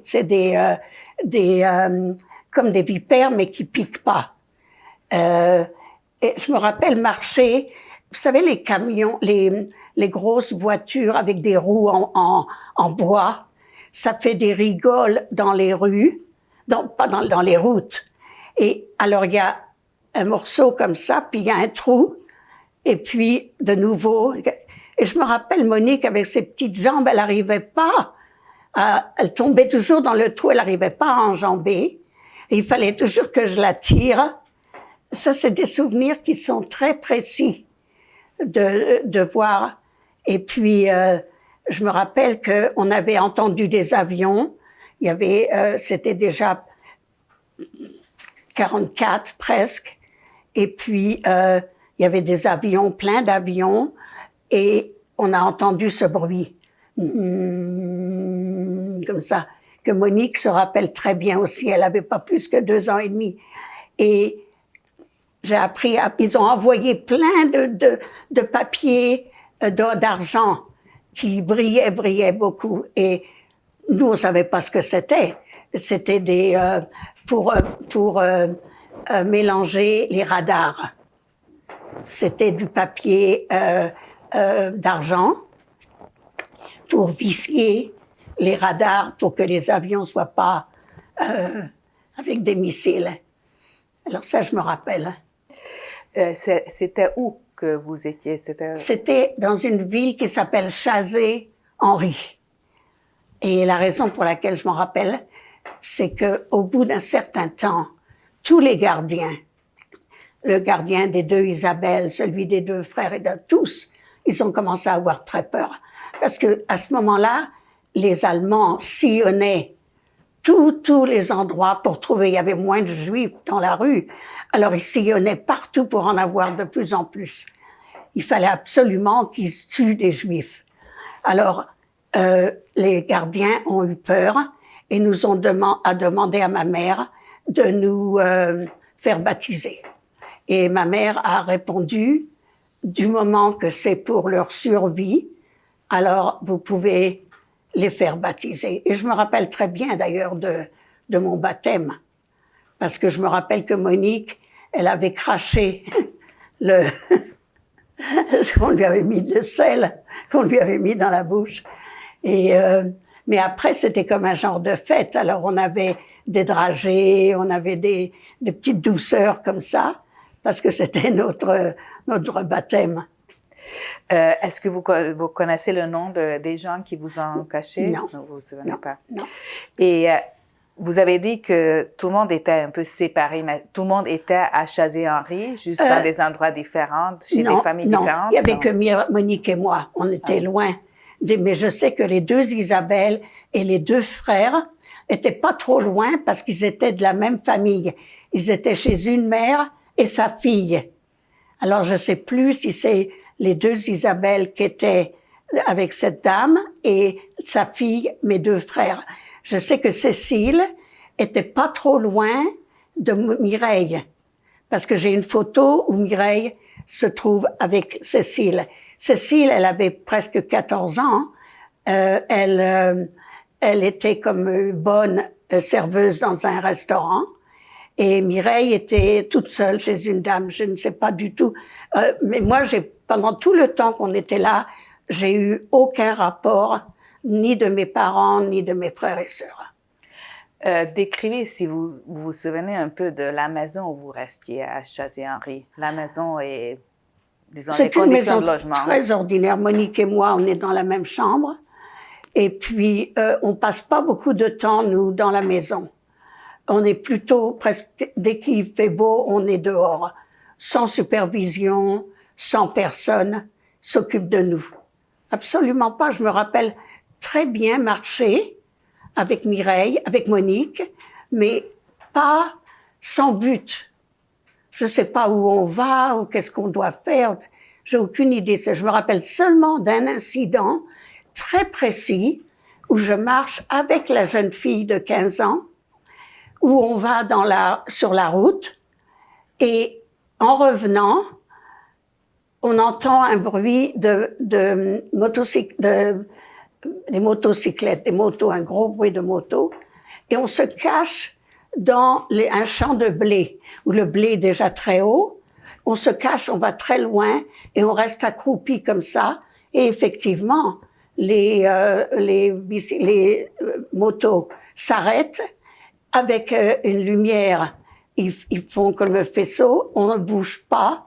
J'ai très très peur. J'entends juste mon cœur qui bat. Et ça a été une frayeur terrible. Et ils sont partis. Et on est rentré. Ça, c'est un des incidents qui m'a le plus frappé dans cet endroit. La famille savait que vous étiez juive, et la fille aussi. Oui, c'est pour ça qu'ils ont insisté pour qu'on soit baptisés. Oui. Et les autres aux alentours, encore une fois, ils savaient pas, les autres villageois? Non, j'allais pas à l'école, je sais, rien du tout. Il faut pas oublier non plus que Losée et maman, elles payaient aussi un peu d'argent, surtout pour Cécile, parce que Cécile, elle était grande, elle avait eu ses règles, elle avait des besoins de jeune fille que les autres n'avaient pas encore besoin. Alors, elle a coûté plus à ma mère que n'importe quel des autres. Est-ce que vous aviez assez à manger à cet endroit-là? Oui. Comme je vous dis, ils étaient gentils, mais très, encore une fois, très froids. C'était pas du tout de chaleur. Comme je vous dis, ce pied de ma mère, c'est ça qui m'a tenu presque tout le temps. Je faisais comme ça, et puis j'avais le pied de maman doux. C'est ce qui m'a aidé.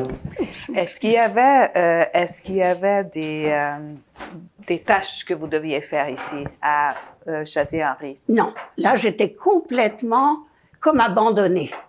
On mangeait, on dormait, et j'étais dehors avec Monique. C'est moi qui m'occupais de Monique. Mais elle était un peu plus grande maintenant à ce moment-là, parce que là, elle a déjà plus que 3 ans.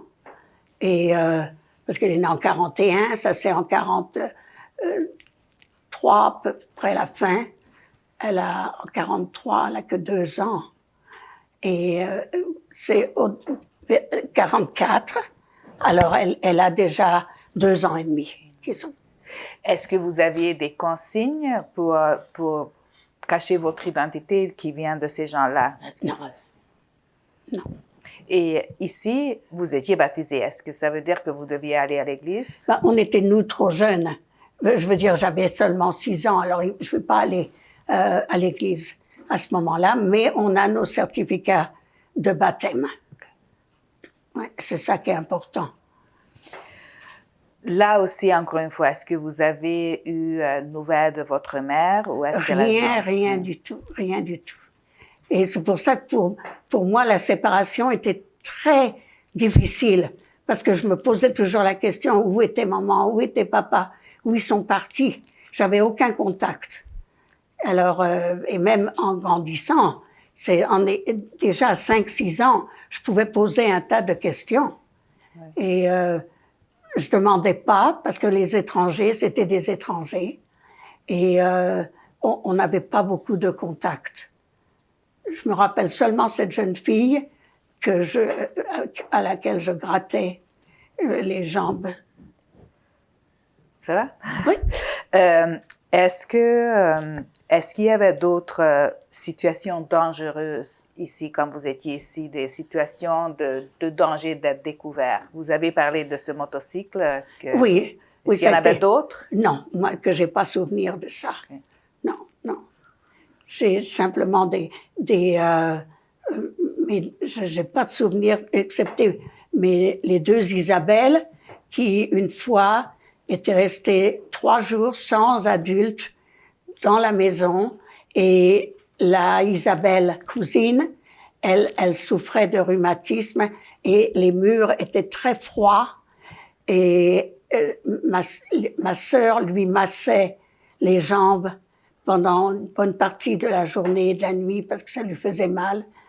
Mais ils étaient pas malheureux, comme vraiment la première place, c'est là où on était vraiment malheureux, où on mangeait pas bien, on travaillait, elle nous battait, surtout mon frère Fernand.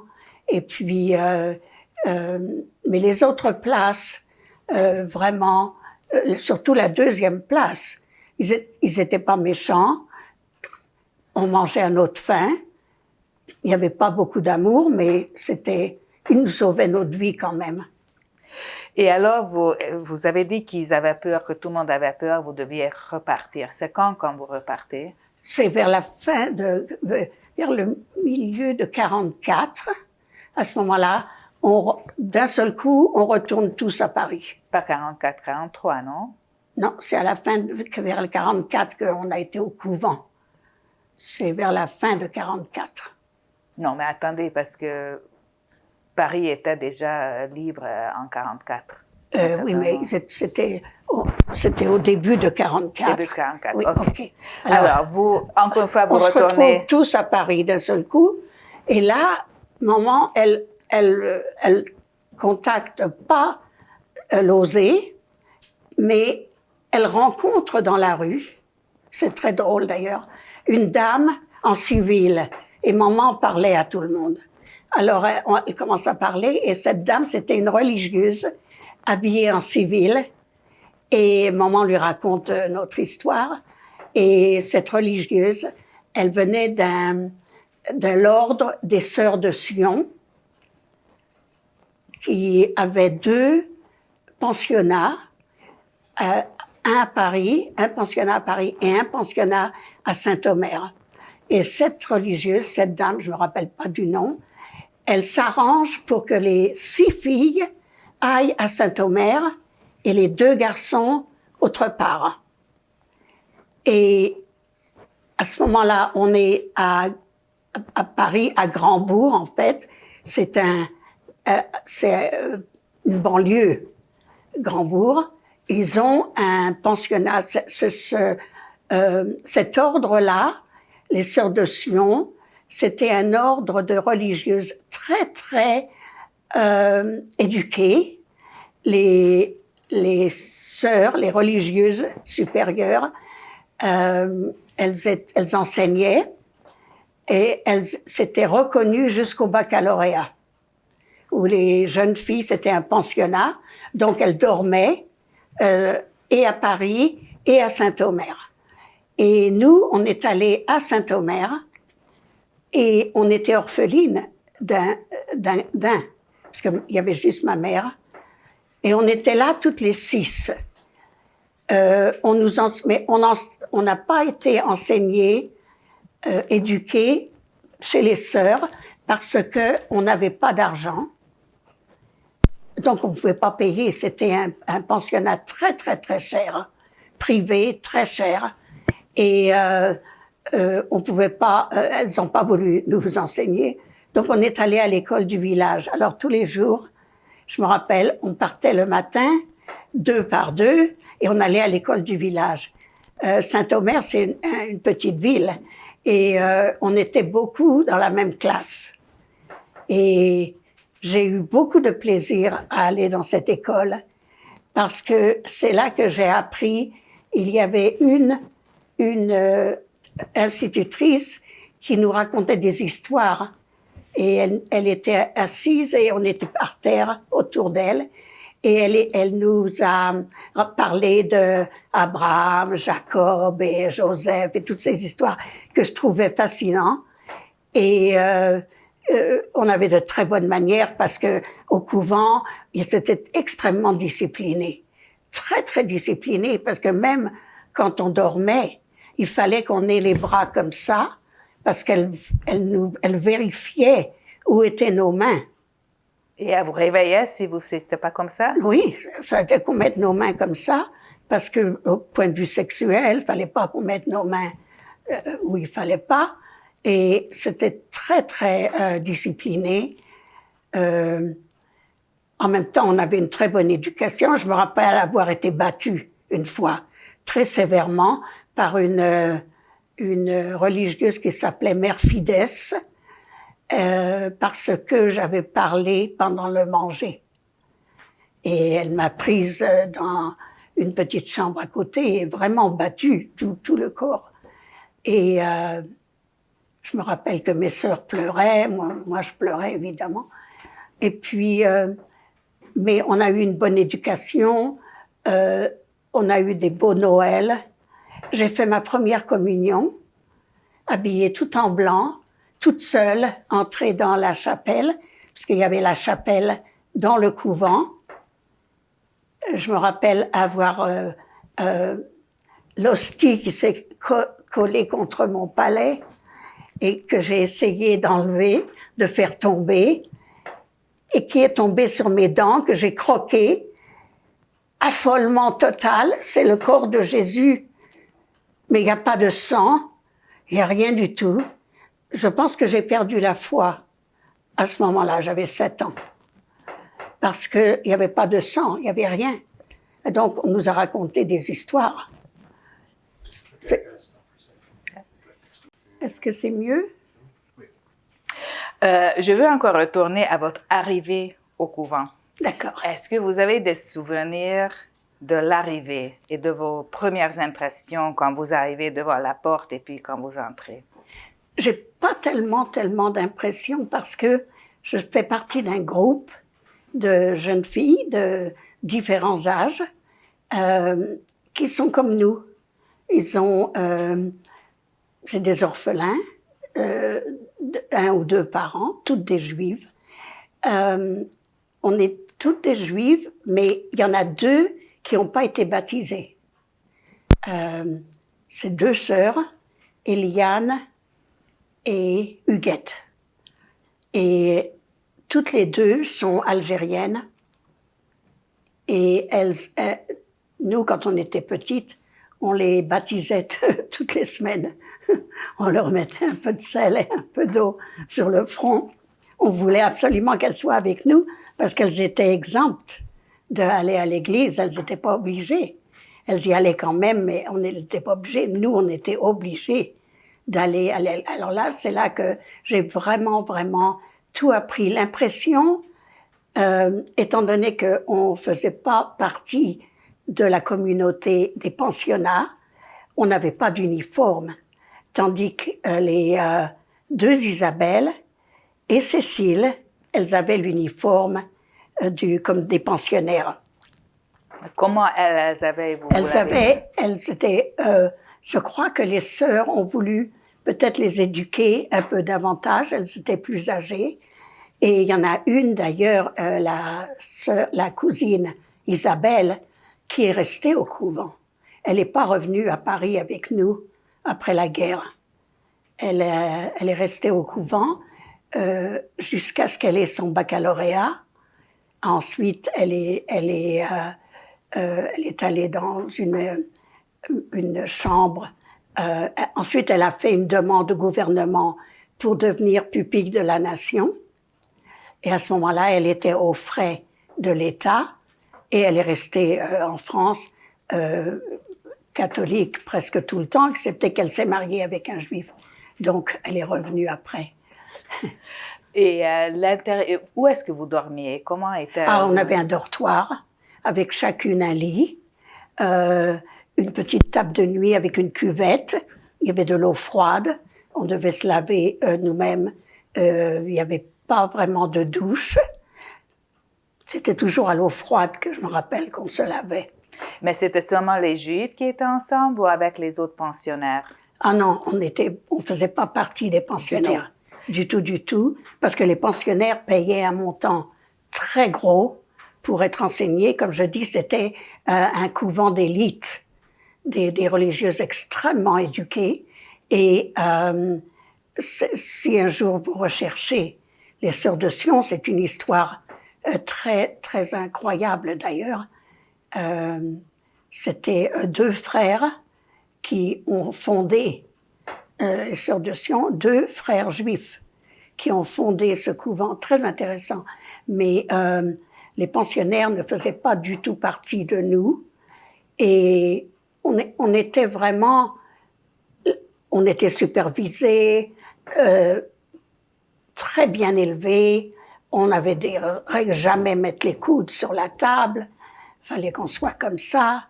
Comme je vous ai dit, au lit, fallait qu'on fasse. Comme je vous dis, à Noël, c'était très agréable quand je vous ai pas raconté l'histoire de Noël. Ah, Noël, c'était, on allait à l'église, on allait à la cathédrale municipale de la ville. On marchait, il y avait un peu de neige parce que il fait froid. C'est dans le nord de la France, Saint-Omer.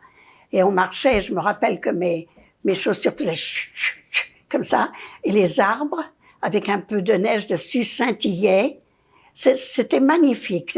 Et moi, je suis le genre d'enfant, un peu comme je vais devenir après une personne, je m'émerveille vite. Et j'arrivais à la cathédrale, la Trinité, c'est-à-dire que, pas la Trinité, mais la crèche, avec le petit Jésus, la Vierge, c'était tellement magnifique, des fleurs partout, et une atmosphère magnifique. Et quand on revenait, les sœurs nous faisaient un grog. C'était un mélange de vin rouge avec de l'alcool qu'elles faisaient brûler, et l'alcool s'évaporait, et puis on buvait ça, c'était très chaud, ça descendait, c'était vraiment fantastique. Alors je me rappelle de ça très bien. J'aurais pu être une catholique très ardente, très militante. J'aimais l'orgue. La seule chose que j'aimais pas, c'était me confesser, parce que une fois, je savais pas ce que j'avais fait comme péché. J'étais petite, j'avais 7 ans et demi, 8 ans. Qu'est-ce que j'ai pu faire comme péché? Mais ils avaient à l'église un petit papier, dans un livre, quoi, avec et puis il y avait la liste des péchés. Alors moi, j'ai commencé à lire, et j'ai fait de l'adultère, et j'ai fait j'ai volé, tout ce qui était écrit, je l'ai fait. Alors le prêtre, il s'est amusé, il a beaucoup ri, mais il parlait très fort. Et il disait, « Vous avez fait de l'adultère ?» Et puis, quand je suis sortie, j'étais toute rouge. Je ne savais même pas ce que ça voulait dire. L'adultère, je ne savais pas. Alors c'était la seule chose que j'aimais pas, c'était ça. Et aussi, l'attitude des religieuses elles étaient pas gentilles, elles étaient méchantes, elles nous tapaient sur les doigts. Je me rappelle quand on n'avait pas des bonnes notes à l'école. Et dans l'école même, ils avaient un poêle au milieu de la classe avec un genre tout autour, une petite barrière. Et je me rappelle qu'un jour, la barrière n'était pas là. Et une autre petite fille m'a poussée et j'ai mis ma main sur le poêle qui était brûlant. Ça m'a tout brûlé, ce côté, ici. Et c'était pas longtemps avant que je revienne à Paris. Alors je me rappelle avoir ce bandage pendant longtemps en revenant à Paris. C'est peu de temps après d'ailleurs. Mais on est revenu après à Paris. attendez Oui, encore. oui. Les autres orphelins juifs, Oui. est-ce que vous saviez que les autres étaient juifs ou est-ce que c'était quelque chose qu'on devait se cacher là-bas? Non, nous, entre nous, ben, on ne parlait pas parce qu'on n'avait pas le droit de se parler. Il fallait pas faire de bruit. Et on n'a pas eu, on savait qu'on était juive et qu'on était cachés. Mais les autres aussi, est-ce que vous saviez que les autres enfants étaient juifs? Oui, Vous oui, saviez? oui, oui, oui, on savait que les autres enfants étaient juifs. Ma mère est venue 2 fois, elle est venue 2 fois nous voir et on buvait de l'huile de foie de morue. C'était infect. Mais maman, étant si intelligente, elle était venue avec des citrons qu'elle a pressés dans les bouteilles. Ça a fait de la vinaigrette. C'était un peu plus palpable. C'était un petit peu meilleur. Elle est venue avec ça. Mais moi, c'était pas ma mère, hein, parce que tout le monde l'appelait maman. Alors, elle n'était pas vraiment ma mère. J'ai pas eu de ce sentiment que c'était ma mère. Est-ce que les sœurs, parce que vous alliez à l'école, j'imagine qu'à l'école, ils ne savaient pas que vous étiez Non, juif. non. Est-ce que vous On aviez n'avait des pas faux noms? d'étoiles, on n'avait rien. Est-ce que vous aviez des faux noms? Non, mais on était toutes catholiques. Oui, mais quand même catholiques d'origine juive. À cette Oui, époque-là. mais ils nous ont pas posé de questions. C'était, comme je vous dis, une petite école. Il y avait, je crois, 2 classes. Tous les grades étaient dedans. Et puis, non, je me rappelle pas avoir été malheureuse de ce côté-là. Et vous ne sentiez pas que vous deviez Oh, je m'excuse. cacher, disons, cacher votre identité envers les autres? Est-ce que vous sentiez ça, que c'était obligatoire de ne pas parler de vos parents, de ce qui était avant? Non, on était avec toutes les filles pareilles. La seule chose qu'ils nous ont fait, c'est que malgré tout, il y avait des fêtes à l'église. Alors, il y avait pas des démonstrations, mais des défilés. Et puis, je me rappelle qu'à Pâques, ils avaient un petit chariot avec le veau d'or qu'il fallait transporter. Eh bien, le veau d'or, c'était nous qui le portions. C'est-à-dire, il y avait un stigmate d'être juif. Nous, on le savait. Je ne sais pas si les autres le savaient. Mais nous, on était comme visés. Et c'est là qu'on a senti un peu d'inconfort. Pourquoi nous, on doit avoir ce veau d'or? Parce que d'après les histoires qu'on nous racontait, c'était les Juifs qui avaient le veau d'or. Ben, on savait qu'on était Juifs, mais on était plus catholiques que Juifs à ce moment-là. En tout cas, moi, ayant fait ma communion et tout, j'étais vraiment beaucoup plus. Et comme je vous dis, j'aimais l'atmosphère du couvent. C'était quoi, disons, la routine quotidienne, du lever jusqu'au soir? On se levait le matin, on se lavait, on déjeunait. C'était où le déjeuner? Dans le réfectoire. Avec les pensionnaires ou non? Jamais avec les pensionnaires. Vous étiez vraiment tout à fait séparés? Oui. La seule fois où on allait dans le coin des pensionnaires, c'est à Noël et à Pâques, quand les pensionnaires retournaient chez elles pour des vacances. À ce moment-là, nous, on allait dormir de l'autre côté pour qu'ils fassent un ménage ou quelque chose comme ça, pour aller de l'autre côté dormir. Du côté des pensionnaires, il y avait une plus grande cuisine, le dortoir était meilleur, et puis, mais c'était comme un genre de déménagement. Donc, c'était comme des vacances pour nous aussi, parce qu'on changeait. À ce moment-là, on restait au couvent, on apprenait des chansons. J'avais pas le droit de siffler. Je savais siffler. J'étais la seule des filles qui savait siffler. Mais un jour, on a appris une chanson. C'était « Il sifflote, flotte, flotte, ouh », une chanson comme ça. Et évidemment, ils m'ont demandé de siffler. Alors, donc, c'était amusant. On a appris des chansons, on a appris à jouer au théâtre, on a appris des poésies. On était très, très bien éduqués. Et bon, retournons au quotidien. Alors, déjeuner, après on allait à l'école, on restait à l'école. et on revenait le soir seulement. Je me rappelle qu'à midi, on avait juste des sandwichs ou quelque chose comme ça. Je me rappelle pas vraiment avoir été assis, mais si on était assis, il n'y avait pas de réfectoire, on était assis à notre pupitre, et puis c'est là qu'on mangeait. Mais je me rappelle pas de ça comme méchant. C'était bien pour moi. J'étais bien à ce couvent. Les week-ends, qu'est-ce que vous faisiez les week-ends? C'était comme les journées ordinaires.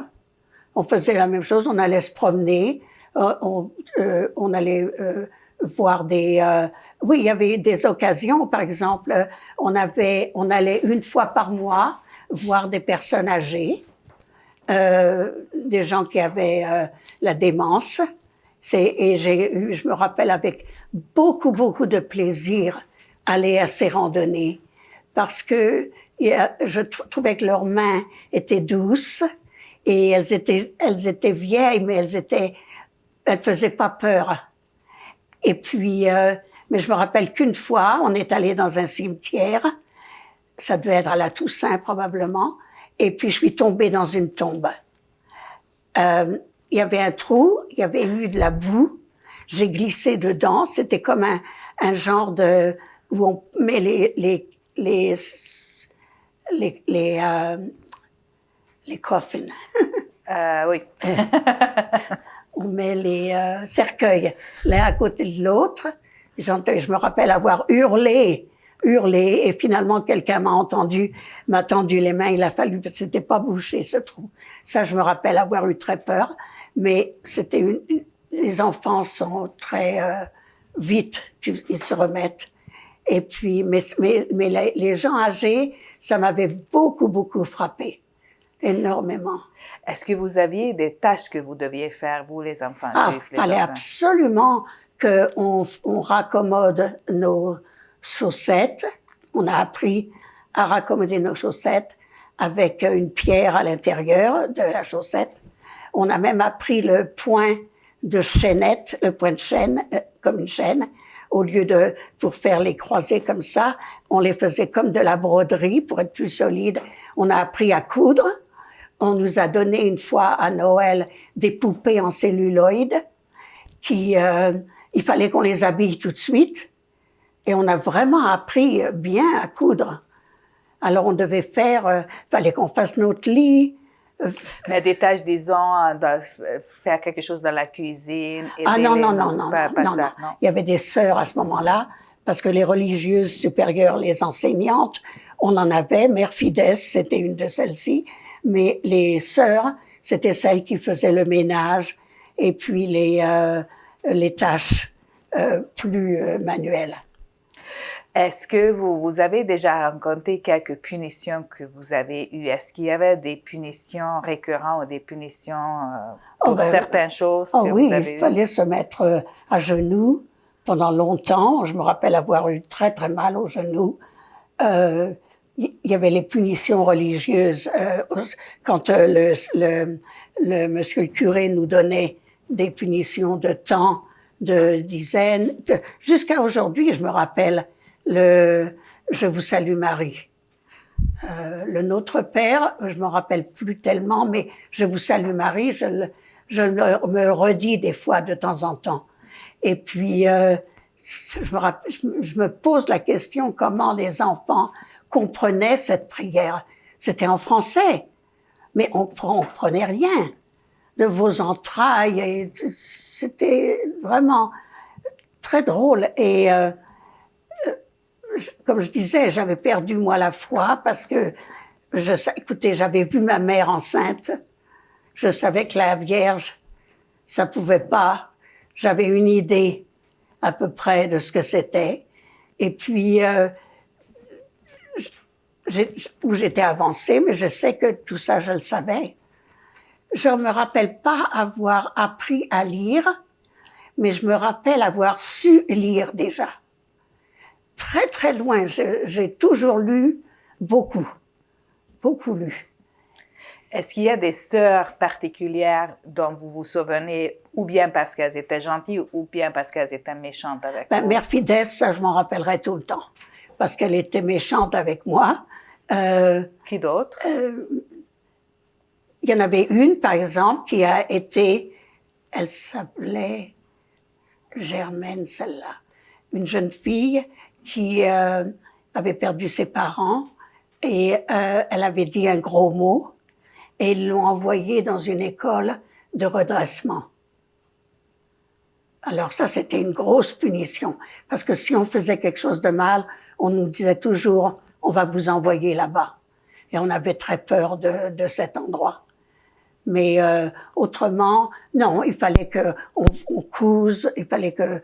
Mais moi, j'ai aimé les activités qu'on faisait, les dessins. Ma sœur Mireille était très soumise, mais elle était très artistique, Mireille. Et Monique a été très malade au couvent. Elle a attrapé une pneumonie et ils lui ont mis des cataplasmes. Et un des cataplasmes, ils l'ont laissé trop longtemps. Elle a été brûlée complètement dans le dos. Ils lui ont mis les reliques des saints. Ils ont prié. Après, ils l'habillaient comme une petite religieuse. Je me rappelle. Elle a toujours été un peu plus séparée de nous, Monique. Mais elle a beaucoup souffert à cause de ça. Et c'est une des choses dont je me souviens. Je me souviens qu'on avait attrapé la gale et on nous a lavé avec un genre de... je me rappelle plus comment que ça s'appelait, un produit très très fort qui sentait un peu comme de l'eau de Javel, quelque chose comme ça, qui était très fort. Je me rappelle, il faisait froid et on nous a lavé, pour ainsi dire. Ça, je me rappelle aussi. Est-ce qu'il y avait jamais des Allemands qui sont venus ou les gendarmes? Est-ce qu'il y avait comme un danger Non. On était bien cachés en haut. Et puis, étant donné que c'était un pensionnat, ils sont pas venus pour voir. Il y avait énormément d'élèves. C'était une école. Je pense pas que les pensionnaires savaient. On était complètement dans une aile séparée.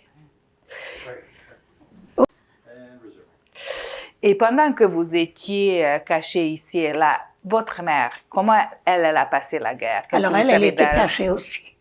Et on ne lui a pas vraiment demandé après la guerre ce qu'elle avait fait, ce qu'elle n'avait pas fait, parce que chacune avait ses occupations, et chacun. Et puis, mais elle nous a raconté une anecdote où elle était cachée dans un château et il y avait la châtelaine qui l'avait envoyée chercher de la salade. Et ma mère, venant de Pologne, de Varsovie, une capitale, à Paris, une autre capitale, elle connaissait rien de la campagne. Alors elle nous raconte avec son accent très polonais, français, j'ai pris à feuille, et avec toutes les feuilles qu'elle a ramassées, elle les a apportées à la cuisine, et la châtelaine a bien vu qu'elle connaissait rien. Elle lui a montré comment trouver des feuilles de laitue pour faire une salade. Alors ça, elle avait de la chance pour ça. Mais elle s'est cachée dans beaucoup d'endroits. Elle a pris des trains. Elle nous a raconté. Elle a été habitée chez des gens. Elle a eu des gens qui l'ont avisée qu'il y avait quelque chose qui se passait là. Et puis, il y avait des policiers qui étaient gentils. Il y avait un policier qui a voulu l'arrêter une fois. Et ce monsieur Henri a dit et a intervenu près du policier en disant non, elle parce qu'elle avait l'étoile. Alors il a pris ça. Alors le policier a rien dit. Et c'était très difficile pour elle, pour être obligée de se cacher, sans savoir où était son mari, sans savoir où étaient les enfants, parce qu'elle n'est jamais venue nous voir dans les endroits où on était cachés. Sauf au couvent. Au couvent, elle est venue 2 fois. Et alors, quand la guerre finit, qu'est-ce qu'elle fait? Comment... Alors, la guerre finit. À la libération, disons, de Paris, qu'est-ce qui se passe? Alors, elle retourne à notre appartement et il y a des gens qui habitent là. Ils ont pris notre appartement. C'était notre appartement. il nous appartenait pas, mais on payait un loyer.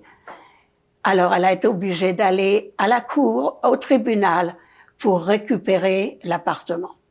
Elle l'a de nouveau reçu et en 46, elle a fait venir les filles, les 3 filles.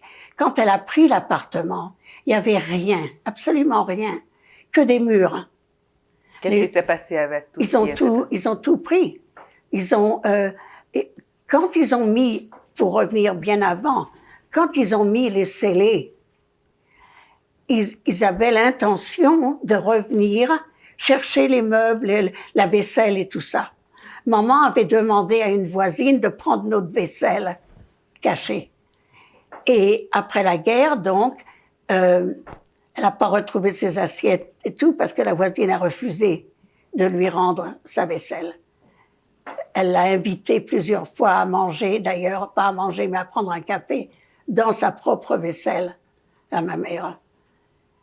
Et elle a commencé à travailler, d'abord très dur. Elle a rencontré M. Brenner, qui est revenu des camps de concentration. Je crois qu'il pesait 35 kilos. Et puis, donc, elle le voyait de temps en temps. Elle lui recousait un bouton, elle lui repassait une chemise. En tout cas, elle a retrouvé ce voisin et elle a fait venir les 3 filles. Lesquelles? Non, elle a fait venir les 2 filles parce que Cécile et ma sœur Isabelle. Parce que l'autre, Cécile, l'autre Isabelle, elle a fait un grand scandale pour ma mère parce que ma mère, c'était horrible d'avoir la fille de sa sœur rester dans un couvent. C'était une insulte pour ma mère. Mais elle a réussi à se faire pupille de la nation, donc elle n'était plus du tout la responsabilité de ma mère. Elle est restée. Ensuite, en 47, continuer à travailler, continuer à acheter des choses pour faire venir les 2 garçons sont venus. Et nous, les 3 petites, on est restés jusqu'en 48. Au couvent? Au couvent. Avec les mêmes personnes, les mêmes règles, la même chose. Mais là, on n'avait plus les aînés. On était vraiment toutes les 3. On faisait partie du 2e groupe parce que le premier groupe de l'âge de mes sœurs était parti. Les grandes, elles étaient parties déjà. Il restait que nos âges à nous. Est-ce qu'il y avait quelque chose pour vous au couvent qui a changé après la fin de la guerre? Pourtant, vous avez resté 3 ans après. Est-ce qu'il y avait une différence dans votre vie?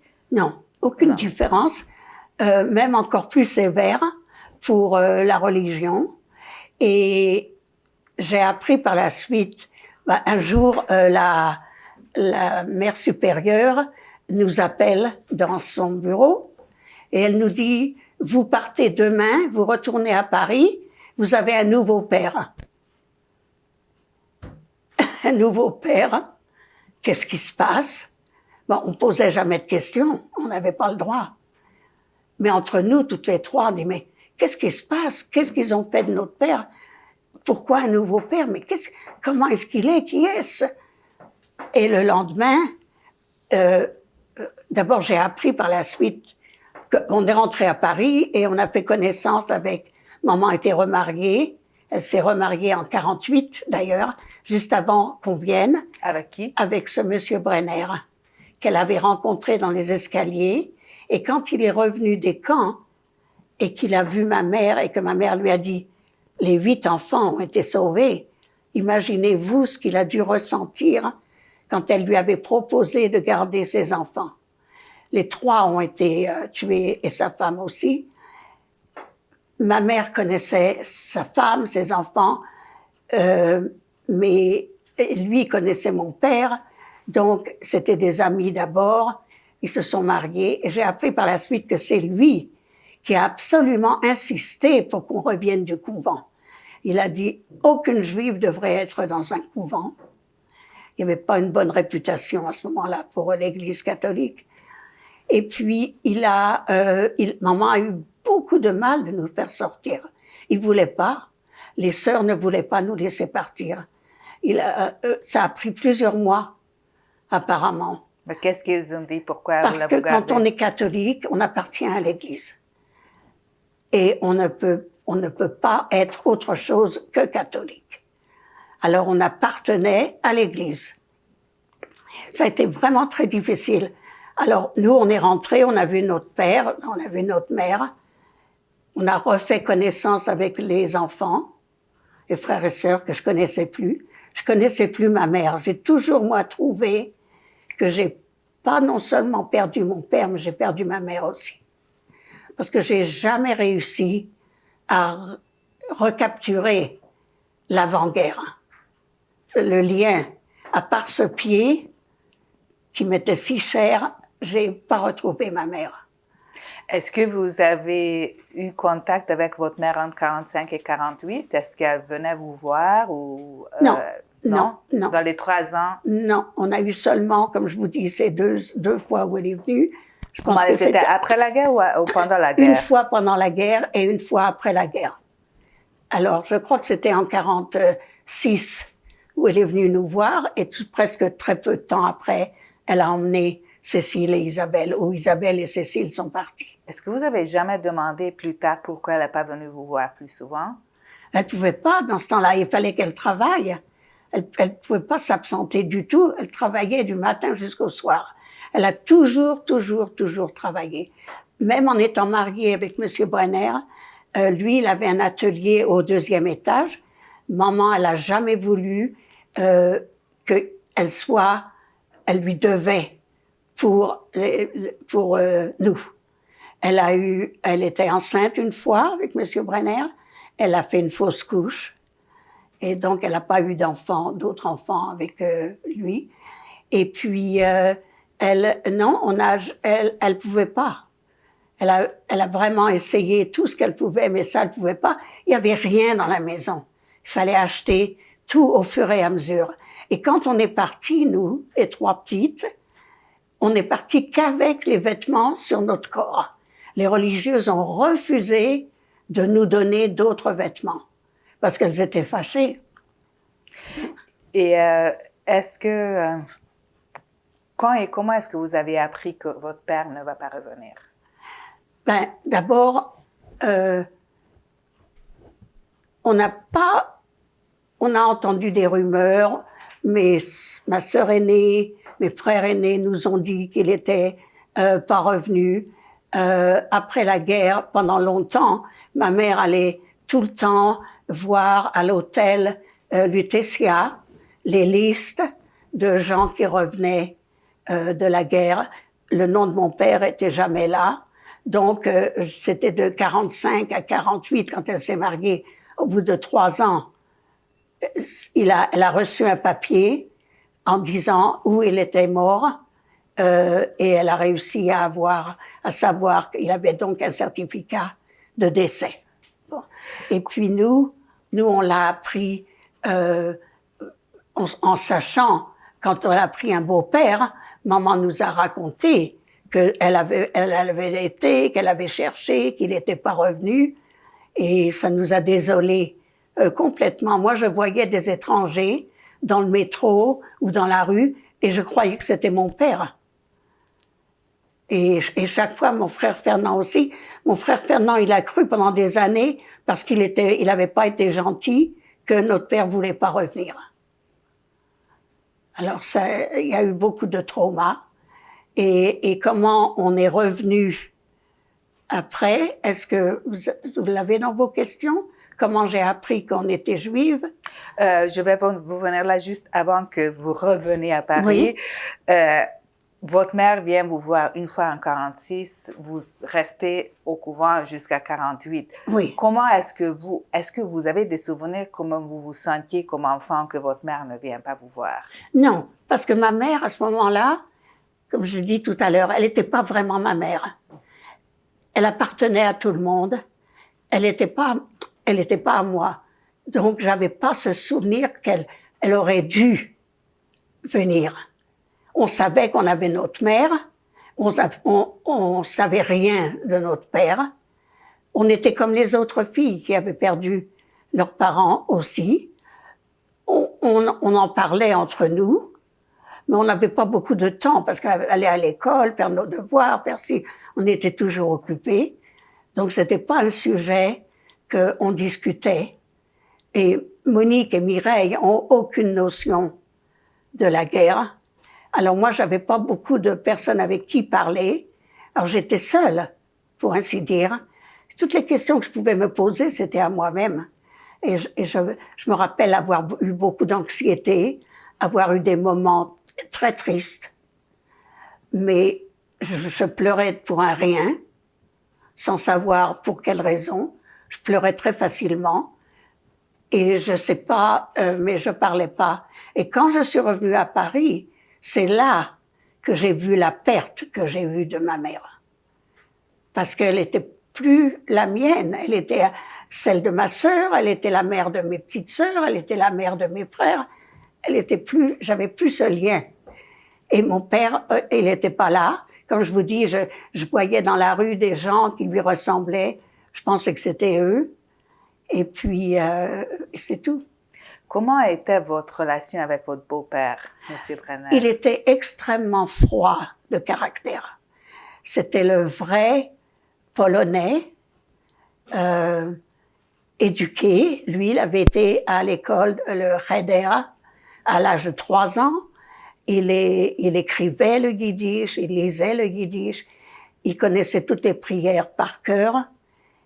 Avec nous, il était extrêmement froid.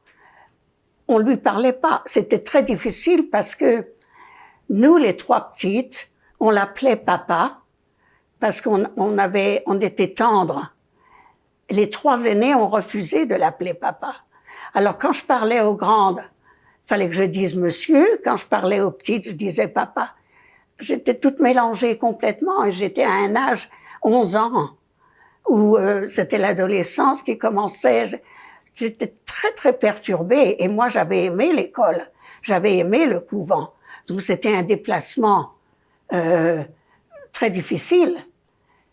Entrer dans une nouvelle école à Paris, c'était très dur. Vous avez commencé à parler de comment vous avez retrouvé la religion. Alors, qu'est-ce qui s'est passé quand vous êtes rentré avec Monsieur Bennett, qui était très religieux? Oui, alors lui, il nous a dit un jour, apportez les souvenirs que vous avez du couvent. Et on n'avait pas pris beaucoup de choses, puisqu'on n'avait pas grand-chose. Mais moi, j'avais des très jolies cartes. Des cartes avec, c'était un genre de papier, papyrus, un genre où on voit à travers, comme l'argent d'ailleurs, on voit à travers d'autres, et elles étaient magnifiques. C'était Jésus avec le cœur qui saigne, et puis la Sainte Vierge avec son beau voile bleu, et puis j'adorais ces photos. Et puis ça cogne encore. Et puis, alors, M. Brenner nous prend toutes ces affaires qu'on amène et il les déchire et les jette au panier. Alors là, c'était un choc culturel incroyable parce que c'était à peu près 3 semaines après qu'on soit revenu à Paris et 10 jours après que je sois revenu, je m'étais sauvée de la maison pour aller à l'église. Il y avait l'église des Blancs-Manteaux qui était derrière notre building. C'était rue des Francs-Bourgeois. Là, il y avait une église, l'église des Blancs-Manteaux. J'ai été à l'église parce que c'était un péché mortel que de manquer. J'avais très peur.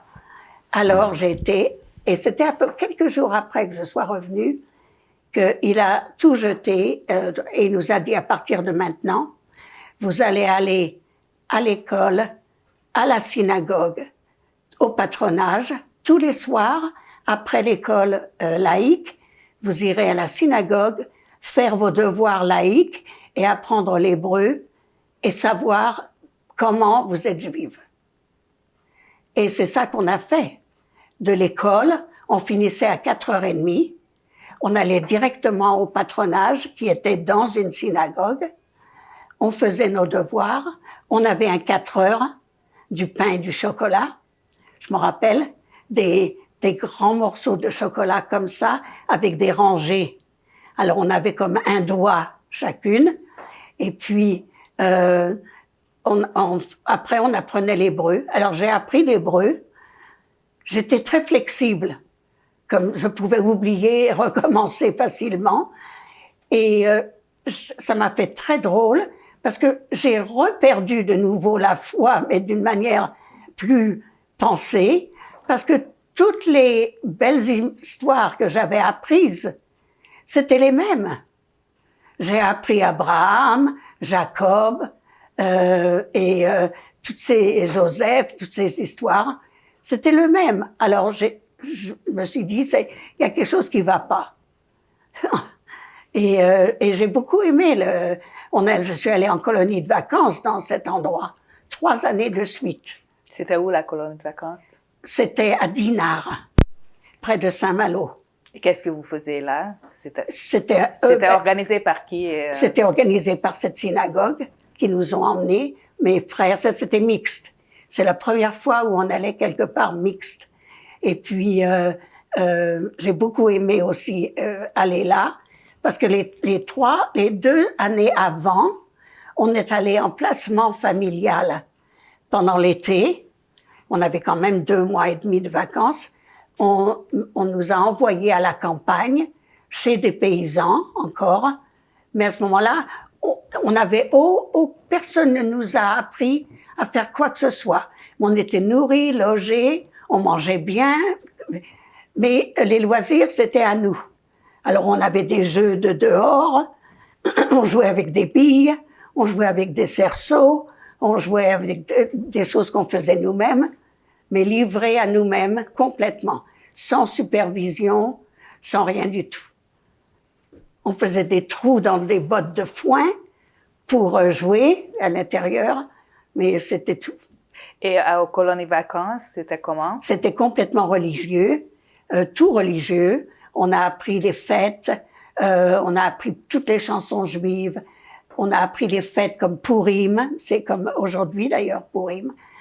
Et on a appris Rosh Hashanah, on a appris les fêtes, la fête au mois de juillet, quand le second temple a été démoli. Alors on a jeûné, et puis on a vraiment, on faisait rien le dimanche, seulement des promenades, et c'était très agréable. Est-ce qu'il y avait un côté sioniste ou pas? Pas dans cet endroit vraiment, c'était plutôt le côté religieux. Et comment est-ce que vous avez jonglé avec votre identité catholique et après identité juive? Comment? Ça a été dur. Ben, pour moi surtout. Pour Mireille et Monique, non. Ça leur a presque rien fait. Monique était tellement jeune. Quand moi j'avais 10 ans, elle en avait à peine 6. Et Mireille, c'est pareil. Mireille était d'ailleurs un caractère assez renfermé. Et puis elle était très chouchoutée au couvent. Elle savait se faire aimer. Moi pas.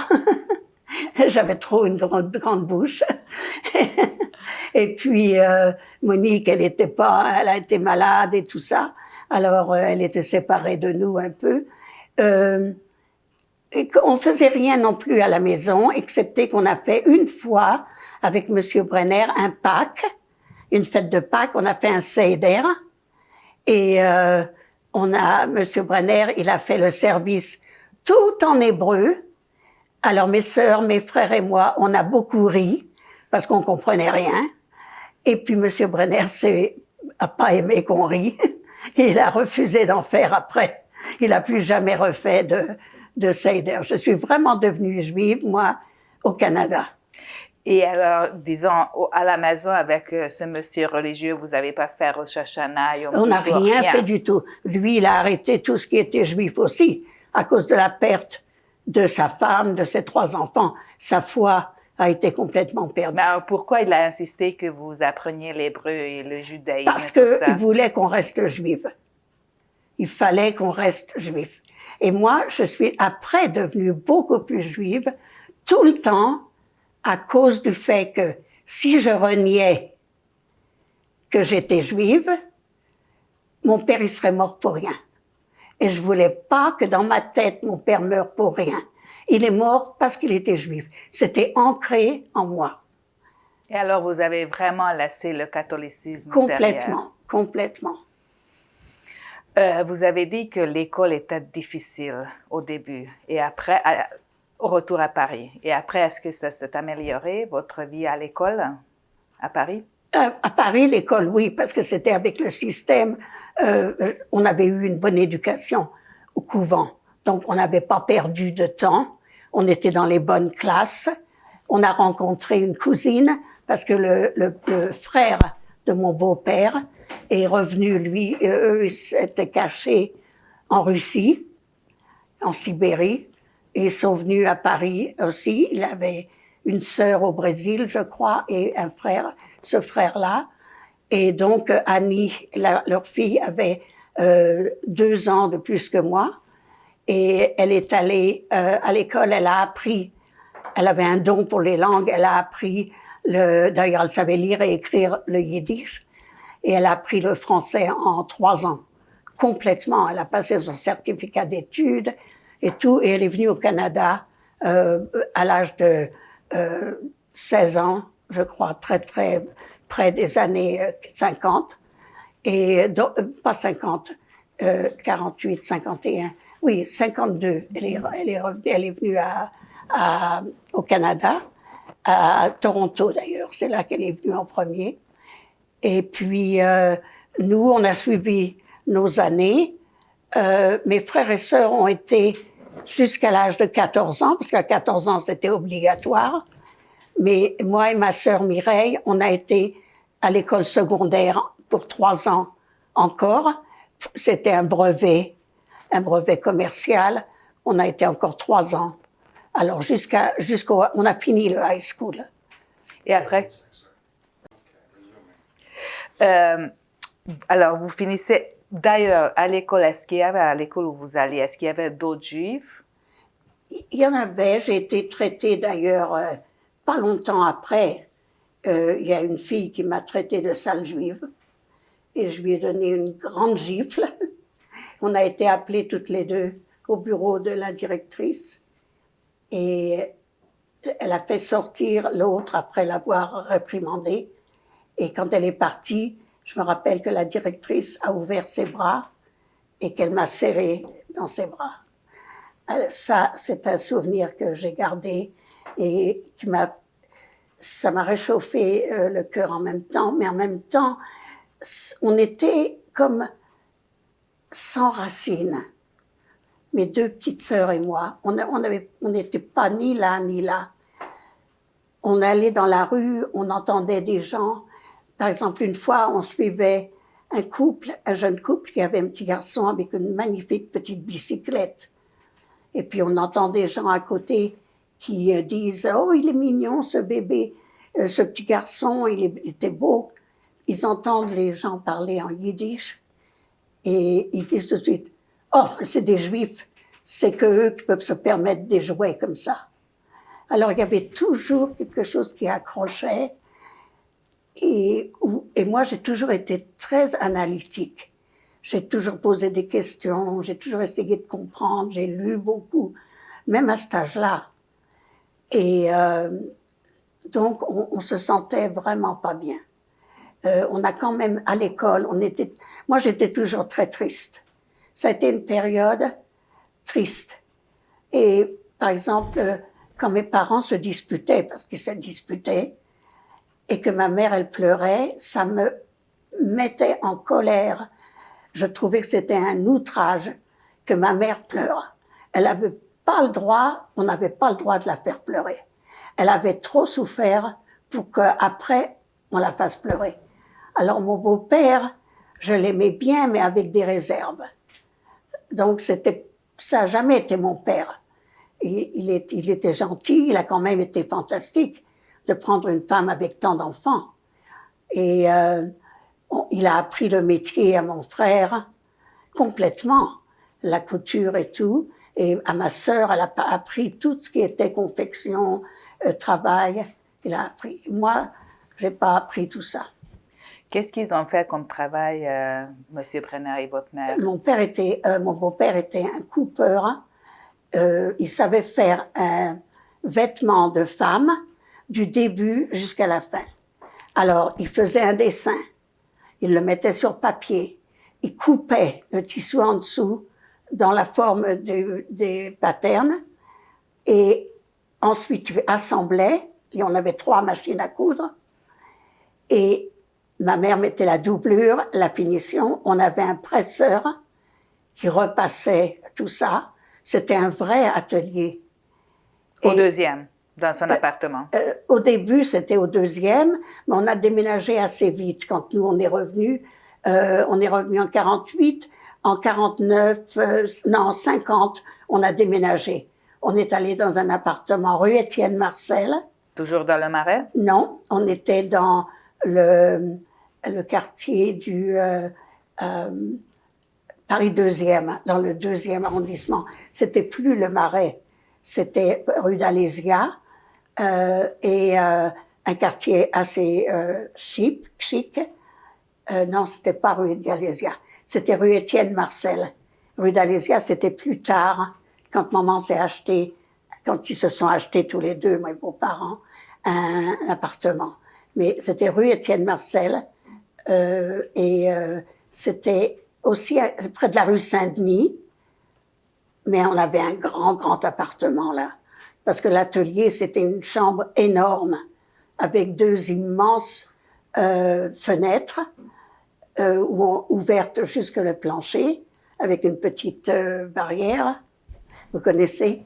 Et puis on pouvait voir de notre fenêtre le feu d'artifice du 14 juillet, où on manquait presque de tomber toutes les 3 parce qu'on se penchait tellement loin.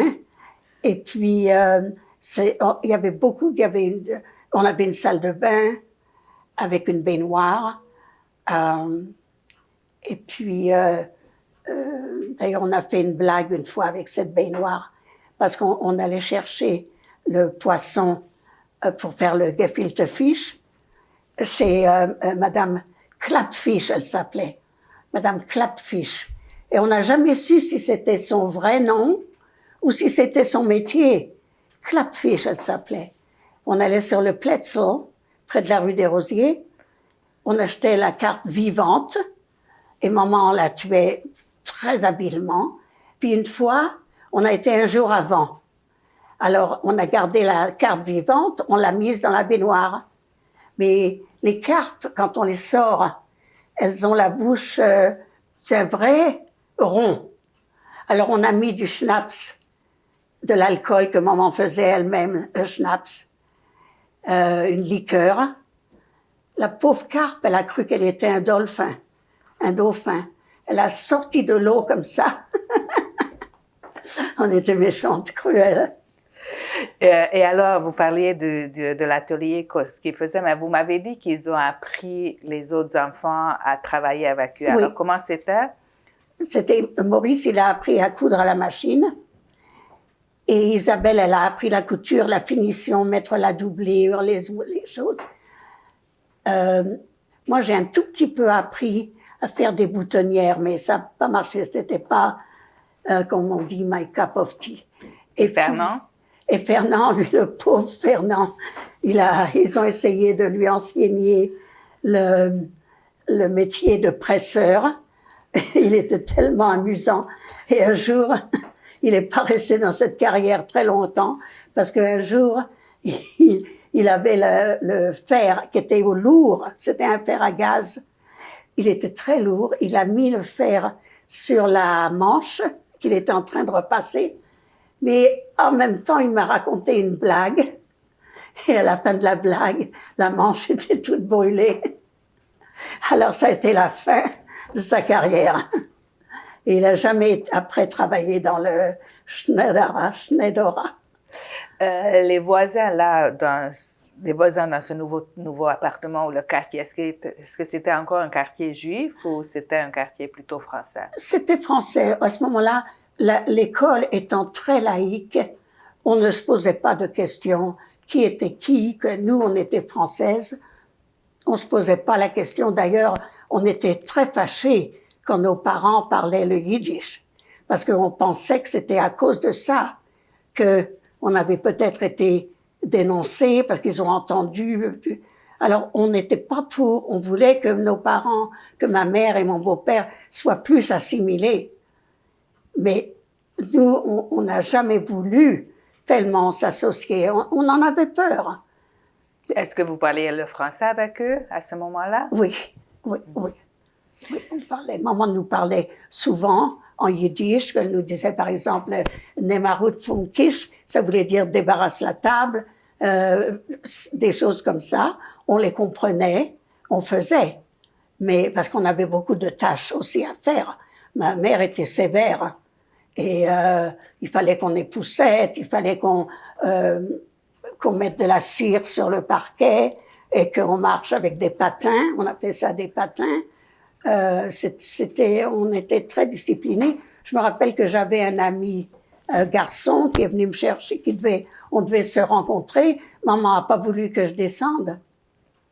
Parce que? Elle voulait pas. On posait pas de questions à ce moment-là. Mais je me rappelle avoir vu ce jeune homme faire les 100 pas. J'étais malheureuse, mais je pouvais rien faire. Quand vous avez fini l'école à l'âge de 17 ans, qu'est-ce que vous avez fait? Alors, j'ai trouvé une place tout de suite, presque tout de suite. Je pensais me reposer pendant au moins 2 semaines. Non, mon frère a trouvé une place. C'était dans une place, pas trop loin de la maison, je devais marcher. C'était une compagnie qui s'appelait Bébourdia. Et c'était fantastique. J'étais secrétaire, puisque j'avais fini l'école, j'avais un brevet commercial. J'avais trouvé cette place. Et comment j'ai trouvé cette place? Je tapais très vite à la machine. Et ils avaient embauché dans ce temps-là, tout en France, à Paris en tout cas, c'était des concours. Parce qu'il y avait beaucoup de demandes, il n'y avait pas assez de place. Alors on était beaucoup de jeunes filles et il y avait une table avec 5 machines à écrire. Et on est arrivés toutes les 5 au travail à cet endroit. On nous a dicté une lettre de 3 minutes. C'était 120 mots à la minute. Et il fallait qu'on tape cette lettre et qu'on la donne. Et moi, j'étais vraiment, je m'étais fait un but de taper très vite. Je tapais à la machine vite. Et quand j'ai eu terminé, j'ai vu que les autres 4, elles avaient à peine commencé. Alors, j'ai enlevé ma feuille de la machine, j'en ai mis une nouvelle, et j'ai copié sur ce que j'avais, mais en faisant aucune faute, et je me finis avant les autres. J'ai pris ma feuille, j'ai été embauchée. J'ai travaillé pendant 10 mois à cet endroit, et à ce moment-là, j'entendais des chuchements à la maison. D'abord, ma cousine Cécile, elle était plus à la maison depuis longtemps. Maman avait retrouvé un oncle à elle, du côté de son père, qui habitait aux États-Unis, et il voulait bien la prendre. Alors, elle est partie aussi à l'âge de 19 ans. Elle est partie en 51, je crois. Elle était née en 31, 41, 51. Non, elle est partie, elle avait 19 ans, elle m'a dit. En tout cas, c'était avant... on n'est resté pas longtemps après les 48. Quand nous, on était arrivés, j'ai pas eu Cécile longtemps. Et elle est partie. Et donc, elle a été elle devait aller aux États-Unis. Elle s'est arrêtée à Montréal. Elle n'avait pas le droit d'aller aux États-Unis parce qu'elle était née en Pologne. Alors, cet oncle est venu à Montréal et il l'a placée chez des gens qui connaissaient. Et il lui a payé 6 mois de loyer dans une chambre chez des gens. Et puis, il l'a laissée. Après les 6 mois, elle a été obligée de travailler. Évidemment, elle travaillait. Et elle s'est mariée, elle a eu un enfant. Donc, Cécile n'était plus à la maison. Alors, mes parents, il y avait la guerre d'Algérie. Et moi, j'avais 18 ans. Je devais avoir mes 18 ans au mois de juin, et j'avais travaillé depuis Donc j'avais eu mes 18 ans. Et puis mon beau-père avait une cousine à Londres. Mais j'aurais été la bonne d'enfant. Il n'a pas voulu m'envoyer là-bas. Et elle s'est rappelé, ma mère, qu'elle avait une nièce qu'elle avait sauvée pendant la guerre à Montréal. Alors elle a demandé, à ce moment-là, pour aller à Montréal, il fallait avoir les papiers, il fallait avoir une place de travail et un domicile. Et ses cousins-là, Cécile et son mari, avaient un magasin de machines à écrire. Alors ils avaient tout pour que je puisse venir. Et donc je suis arrivée chez eux. Mais vous vouliez partir ou vos parents voulaient que vous partiez? Mes parents voulaient que je parte en éclaireur. C'est-à-dire que eux voulaient aussi partir. Et ils m'ont fait partir. Comme je disais, il y avait la guerre en Algérie. Il y avait, mes parents étaient pas bien. C'était un pays où la France, ils avaient des mauvais souvenirs. Ils avaient plus de famille, ni frères, ni sœurs, j'ai jamais eu d'oncles de tantes, jamais, ni de grands-parents. Et puis, alors, mon beau-père et son frère avaient d'abord été au Venezuela, et puis ensuite, ils étaient revenus, parce qu'à cause de la chaleur, mais ils voulaient toujours partir. Et pourquoi j'ai dit la guerre d'Algérie? C'est parce que les Juifs, une jeune fille de 18 ans, c'est l'âge où elle doit se marier. Oh mon Dieu, il n'y avait pas d'homme, il n'y avait pas de jeune homme. Qu'est-ce qui va devenir de Denise? Déjà 18 ans. Alors, ils m'ont fait partir, moi, en premier. Pourquoi pas les frères qui étaient plus âgés? Vos frères, ou même votre sœur Isabelle? Parce que pour Isabelle, elle s'est aussi mariée à l'âge de 18 ans. Et quand elle avait 18 ans, moi, j'en avais que 12. Alors, il restait à la maison vraiment que Fernand. Maurice est parti aussi. À 21 ans, il s'est marié. Et il restait que Fernand et les 3 petites. Alors, un garçon, c'est plus difficile à trouver du travail. Tandis que moi, j'avais un métier. Fernand n'avait pas de métier. Il était vendeur, mais c'est tout. Il n'avait pas de métier. Tandis que secrétaire, c'était quand même un bon métier. Secrétaire, c'est-à-dire que j'étais sténo, dactylo et secrétaire, et un peu de comptabilité que j'avais appris. Donc c'était quand même un bon métier. Et puis donc quand et moi à ce moment-là, j'étais très docile. On m'a dit de partir et je suis partie. J'ai pas hésité parce que j'étais quand même assez forte pour. J'étais contente de partir. L'atmosphère à la maison était pas des meilleures. Mes parents se disputaient. Alors, quand ma mère, elle voulait dire quelque chose, elle me disait, va dire à ton père que le thé, il est prêt. Et lui, il me disait, va dire à ta mère que j'en veux pas. Alors, j'étais comme au milieu. Il fallait toujours que je danse sur un pied ou sur l'autre. Alors, vous êtes arrivée quand? Je suis partie le 14 septembre, arrivée le 24 septembre. 56. 56, vous êtes arrivée en 56. Oui, j'étais à l'école de 155. J'ai été 10 mois, j'ai travaillé. Et je suis arrivée en 56. À Montréal. À Montréal. Quelles étaient vos premières impressions à Montréal?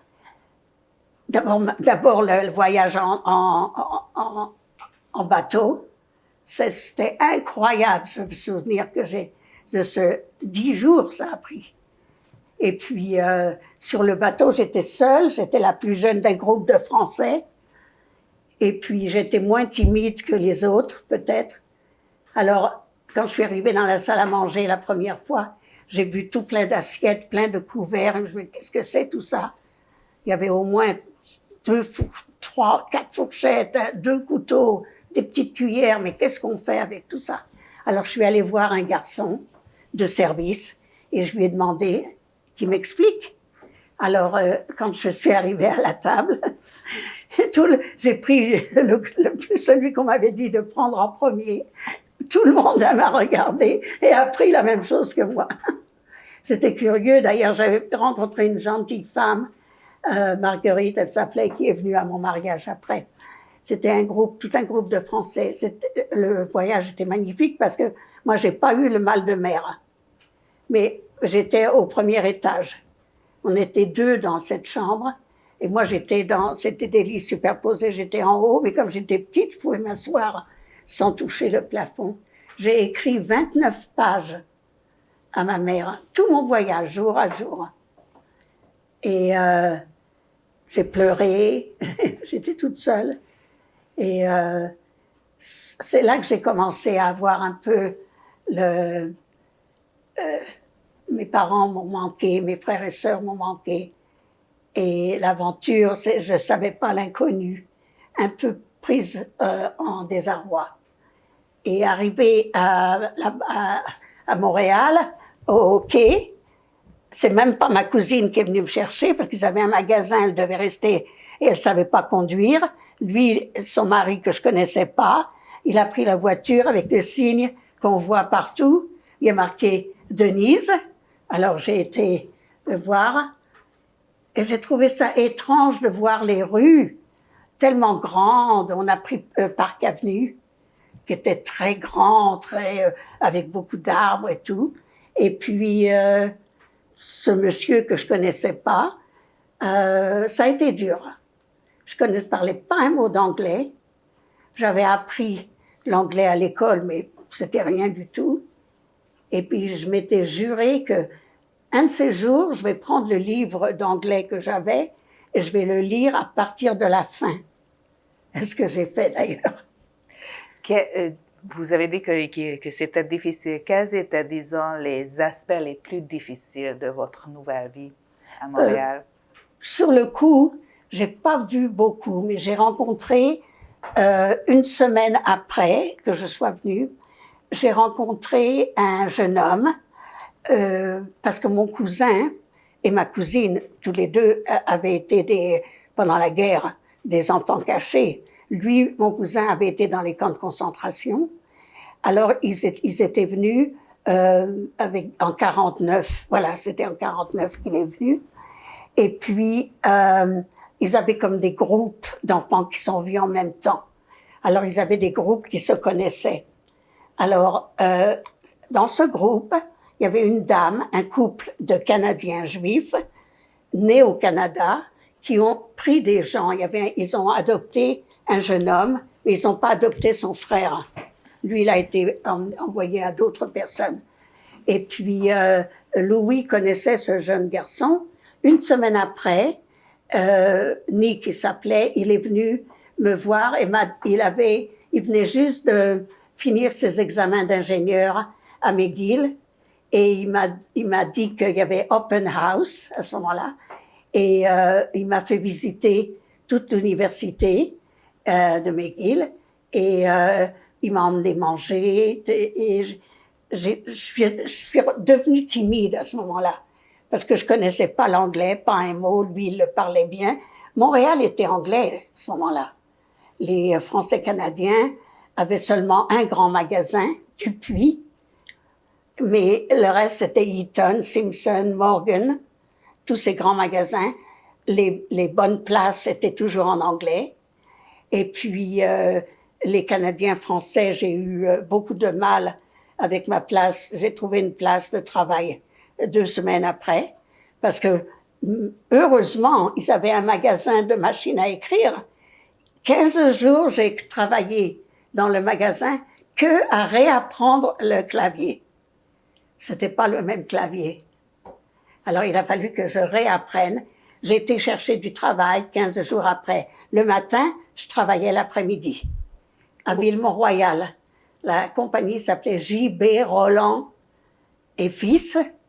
C'était une compagnie de papier très connue à Montréal, au Québec, la plus grande compagnie de papier. Et là, ils m'ont mis en quarantaine. Personne ne voulait me parler pendant au moins plus qu'1 mois. Pourquoi? Parce qu'ils avaient le complexe du français. Ils trouvaient que les Français étaient snobs, mais c'est parce qu'on ne parlait pas les mêmes mots. Et moi, je me suis forcée à parler comme eux. Mais il a fallu que j'apprenne. Une gomme, ils appelaient ça un efface. Prendre une marche, c'était pas prendre une marche d'escalier, c'était se promener. Un chiclette, un chewing-gum, c'est que moi je demandais une gomme, c'est là qu'ils m'ont donné une gomme pour effacer. Il y avait beaucoup de mots comme ça que je me suis forcée à apprendre. Est-ce que vous avez trouvé un cercle français là-bas, des gens avec qui vous pouvez sortir? Alors oui, alors moi j'avais 18 ans, j'étais vraiment très jeune. Et puis Cécile et Louis, justement, ils avaient quelqu'un qui connaissait, qui avait une nièce, qui faisait partie d'un groupe de Français de mon âge, de notre âge, le groupe. Il y avait un garçon, Gilbert, qui avait 4 ans de plus que moi. Il y avait Robert, il y avait Armand, il y avait Charles, et puis ils avaient tous des girlfriends. Il y avait Emma, Irène. Il y avait beaucoup de... C'était un bon groupe, et ils m'ont fait rencontrer. Et ce garçon, Gilbert, est devenu mon premier boyfriend au Canada. Il est décédé il y a 2 mois, en fait. Ici au Canada, on est restés amis tout ce temps. Et son frère Charles est marié à ma meilleure amie, Irène, que j'ai rencontrée à ce moment-là. Ça fait de 56 qu'on est amis. Est-ce que c'était un groupe de Juifs français? Que des Juifs français. Ils habitaient tous à Outremont, et nous aussi. Chez Cécile, j'étais pas tellement bien. Pourquoi? Parce que d'abord, ils avaient un divan qui s'ouvrait pas. Ils avaient une deuxième chambre à coucher, mais c'était pour le bébé et la nanny, parce que Cécile a toujours travaillé. La petite avait 1 an, donc je dormais sur ce divan. Fallait que je sois la dernière couchée, parce que j'attendais que tout le monde ait fini. J'étais la première levée. Je mangeais presque rien là-bas. J'avais perdu mon appétit, je mangeais presque rien.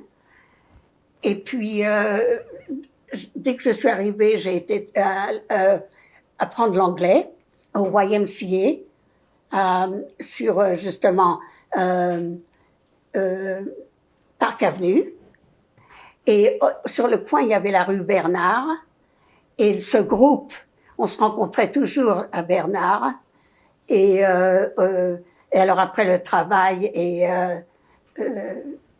donc c'est après que les gens m'ont accepté au travail, il y en a une qui s'appelait Lise, très gentille, elle m'a invitée à aller faire du patin à glace. De ma vie, je savais même pas ce que c'était. Et puis, d'ailleurs, c'était la première fois que j'ai vu la neige. La neige tombait au mois de novembre. J'ai commencé à travailler au début d'octobre. Alors, la première neige que j'ai vue, je travaillais déjà et j'avais des petits talons, des petites chaussures très fines. Et tout le monde m'a dit qu'il fallait que je mette des bottes ou que je mette des claques. Vous avez jamais vu ce que c'était les claques? C'était des caoutchoucs qu'on mettait par-dessus les chaussures. Ça s'appelait des claques. J'ai dit jamais de ma vie je vais mettre ces choses affreuses. Donc j'ai refusé. J'ai été malade pendant 15 jours. J'ai eu une pneumonie à la neige. Mais après ça, cette jeune femme qui était mariée m'a invitée à faire du patin. Elle avait ma taille. Elle m'a prêté tout, les pantalons, les gants, les chapeaux, tout ce qu'il fallait. On a été faire du patin. Alors, dès que j'ai mis les patins, c'est elle qui me les a mis. Hein? J'ai mis le pied sur la glace et hop, je me suis retrouvée sur mon derrière. Alors, je me suis relevée. J'ai essayé de mettre l'autre pied. Poum, je suis tombée sur mon derrière. Ah, au bout d'un certain temps, mon derrière, il a commencé à me faire mal. On a décidé que c'était fini. Je ferais jamais partie des danseuses du patin sur glace. Alors, elle m'a emmenée chez elle. Et j'ai honte de dire comment j'ai été chez elle. Elle avait du pain de toast que ma cousine jamais avait acheté. Parce qu'elle achetait que du rail. Moi, des toasts, j'en avais jamais vu de ma vie. elle me fait 2 toasts, et c'était tellement bon, ces toasts, qu'elle m'a demandé si j'en voulais encore. J'ai dit, ah oui, merci, merci. J'ai dit, merci, merci, j'ai mangé la moitié du pain. J'étais tellement vexée d'avoir fait ça, mais c'était délicieux. Mais ma carrière de danseuse sur glace, ça n'a jamais marché. Est-ce qu'elle était juive, elle? Oh non, non, non. D'ailleurs, c'était drôle parce que j'ai dit que j'étais française sans pratique. Et ils savaient que les Français n'étaient pas pratiquants. Alors, ils m'ont acceptée telle quelle. Mais ils m'ont jamais demandé si j'étais juive. Est-ce que ce groupe d'amis juifs français, est-ce que vous étiez d'une manière ou d'une autre affiliés avec le Jewish White? Non. Non. Non, c'était le juif chrétien. Le YMCA, c'était pour Non, les... non, non, je eux, parle ils de Jewish pas. White qui était sur Non, rue Mont-Royal. ils n'étaient pas du tout C'était pas un affiliés. groupe là, non. Non, c'était seulement un groupe où ils étaient au moins une dizaine. Ils se connaissaient tous, leurs parents étaient tous ici. Ils sont tous venus avec leurs parents. Ils ont tous été cachés pendant la guerre aussi. Les parents étaient... Il y en avait un peut-être qui avait perdu sa mère ou d'autres orphelins, mais c'était tous des Juifs de notre âge. Et puis, les parents, et la plupart de mes amis, leurs parents étaient là. Mais c'était pas... J'ai été pas heureuse chez Cécile parce que j'étais pas confortable. Vous êtes partie de chez eux alors? Non, je suis jamais partie. Je voulais pas parce que où est-ce que j'aurais été? Je connaissais personne. Et les gens, mes amis, ils étaient pas assez proches pour que je leur demande quoi que ce soit. J'avais peur de partir toute seule quelque part. Et je suis restée 3 ans jusqu'à ce que je me marie. Mais au bout de 2 ans, ils ont déménagé. Et là, j'avais une chambre. Mais c'était pas une chambre, c'était la salle à manger de la cuisine. Mais il y avait un piano, la porte était battante avec la cuisine. Alors la petite, elle venait tout le temps dans ma chambre. J'avais un lit, un clic-clac. Vous savez ce que c'est? Le clic-clac, voilà. Et puis j'étais là, j'avais ma propre couverture que mon beau-père m'avait forcé à prendre de France comme cadeau, parce qu'il avait été dans les camps de concentration pendant 3 ans. Et il avait dit, Denise, c'est le froid qui est le plus difficile à accepter. Alors il m'a donné cette magnifique couverture que j'ai encore d'ailleurs. Et puis, non, je suis restée. Mais les parents, quand ma mère est venue après pour mon mariage, elle est venue que pour mon mariage. Je l'ai pas vue pendant 3 ans. Et quand elle m'a demandé, est-ce que tes amis, est-ce que des fois tu allais chez eux, est-ce que... Oh, non, j'ai pas touché le truc. Non, non, ok. Alors, quand elle m'a demandé, est-ce que les parents t'ont invité à manger et tout, j'ai dit non. Il n'y a pas un seul parent. Et j'ai cassé avec Gilbert après 6 mois parce que une fille comme moi toute seule qui est venue, quelle raison elle est toute seule? C'était une mauvaise réputation. Alors ses parents à Gilbert m'ont fait, je l'ai appris par la suite, mais non, j'étais pas, ça a été très difficile pour moi. Et finalement, vos parents ne voulaient pas venir ou ne pouvaient pas venir? C'est moi qui leur ai dit de ne pas venir. Pourquoi? Au bout d'1 an et demi, je leur ai téléphoné et je leur ai dit de ne pas venir. Parce que pour moi, déjà, l'anglais était très difficile à apprendre. Mes parents étaient d'un certain âge. Ils avaient déjà été déracinés de la Pologne. Ils avaient tous leurs amis et mes autres siblings à Paris. Ils auraient été obligés d'apprendre et la langue et de trouver des nouveaux gens. Et mon père, qui était un artisan magnifique de travail, qu'est-ce qu'il aurait fait? Que des manches ou que des cols ou que des poches? C'était pas pour lui. Mais moi, j'étais déjà habituée à Montréal. J'avais déjà des amis. J'avais la liberté. Alors, j'ai pas voulu retourner. Comment est-ce que vous avez rencontré votre mari? Alors lui, c'était très drôle. J'avais un boyfriend, il s'appelait Georges d'ailleurs, un Hongrois. Et puis, ce fameux Hongrois dont je vous avais parlé. Mais à ce moment-là, C'était un boyfriend que j'avais en passant. Et un jour, il me dit, j'ai un ami, demande à une de tes amies filles et on pourrait sortir à 4. Je dis d'accord. J'ai amené ma copine Monique et Milan, qui était l'ami de Georges. Il est sorti avec Monique et moi j'étais avec Georges et on a tout cassé. Alors après qu'on avait cassé, il était chauffeur de taxi. Et puis un jour, je devais aller... ah oui, je travaillais à la Banque canadienne nationale à ce moment-là. Et on n'avait pas le droit, à Pâques, d'avoir 4 jours de suite. Il fallait qu'on travaille le samedi matin.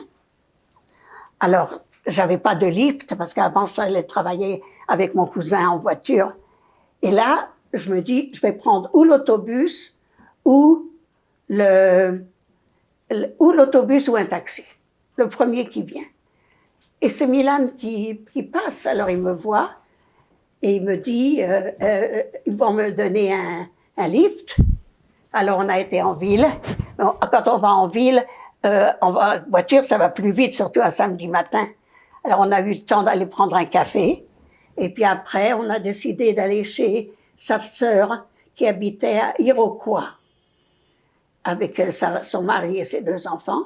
Et on est allé pour passer le week-end jusqu'au lundi. Et ensuite, ça a été un mélange un peu. On a décidé on a été à un mariage. J'étais son escorte, c'était un ami à lui. Il a décidé qu'il me rappellerait, et il m'a pas rappelé. En tout cas, il y a eu 1 an passé. On s'est de nouveau rencontrés avec les mêmes choses.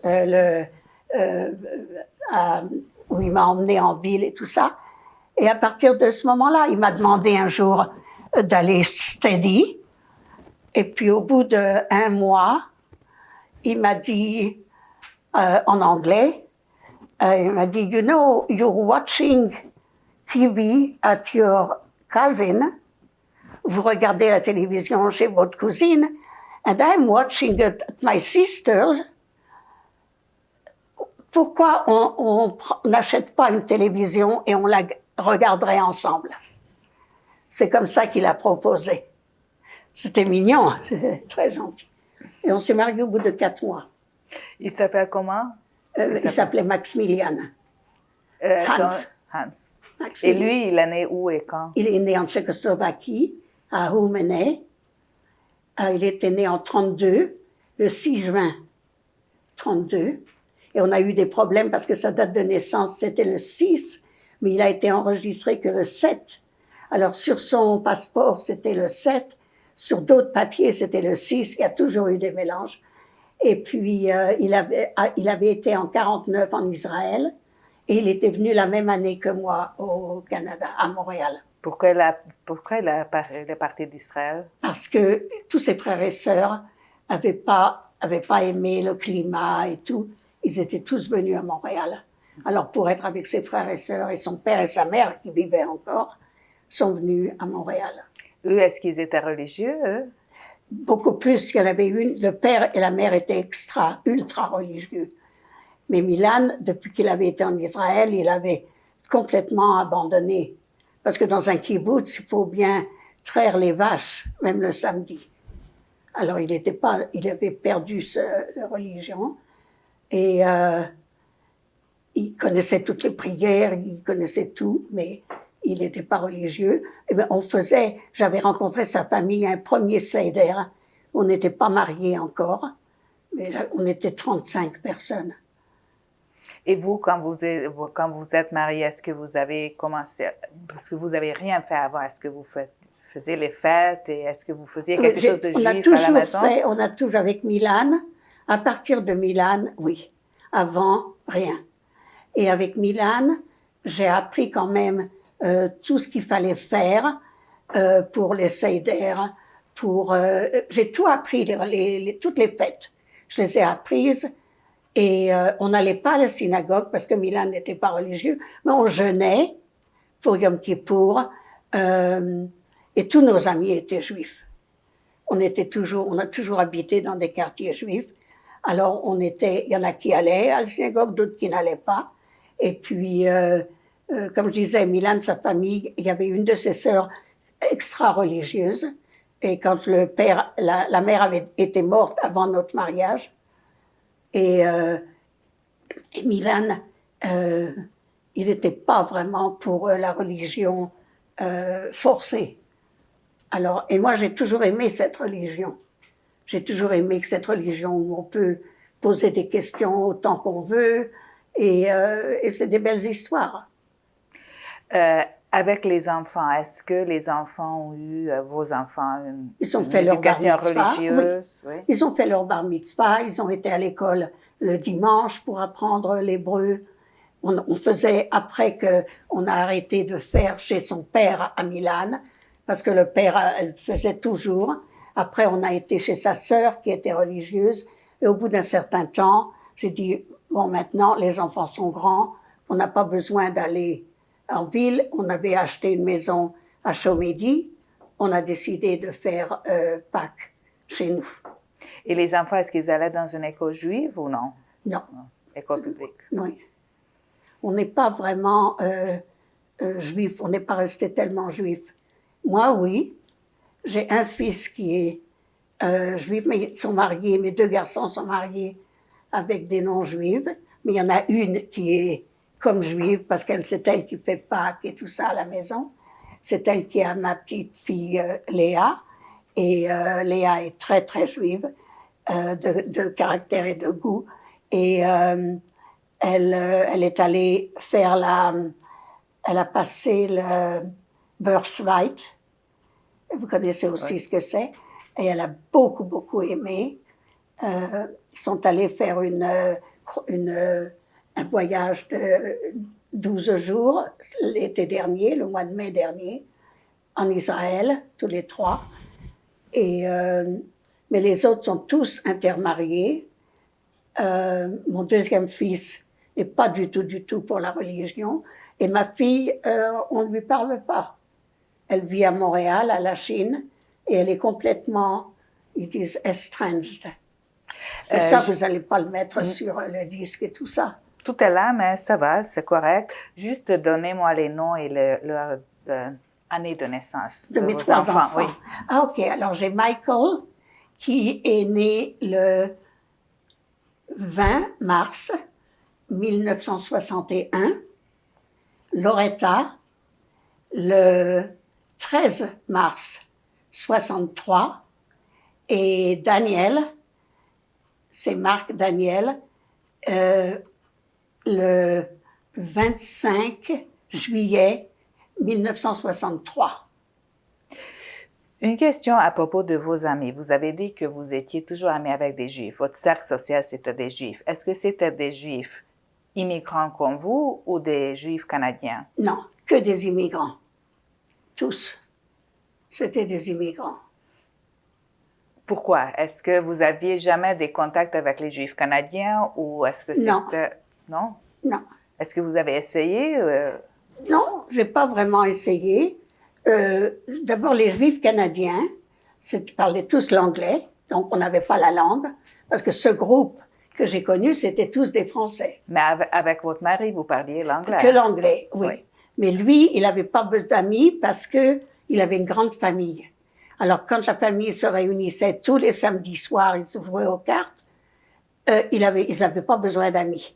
Donc, tous les amis, c'était les miens, que j'avais fait pendant les 3 ans où j'étais pas mariée. Alors, tous ces amis, c'est ceux que j'ai gardés. Et c'était tous des Français. Et bon, Milan, lui, parlait dans toutes les langues, parce que sa famille, il avait une sœur qui avait été à Auschwitz, elle parlait l'allemand.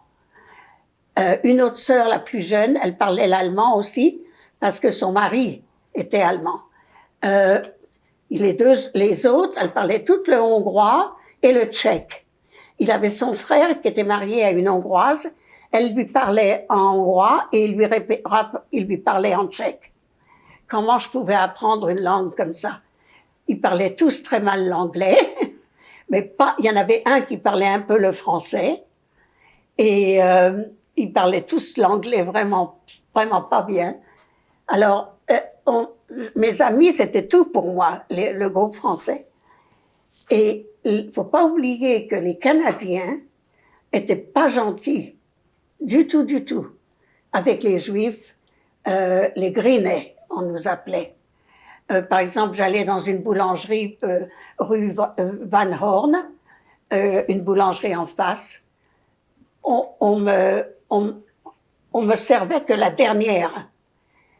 Et quand je parlais très peu l'anglais, alors je disais 10, 10, 10, voilà. Puis un jour, je suis venue avec un Mogen, oh, j'ai touché ça, avec un Mogen David que ma mère m'avait donné.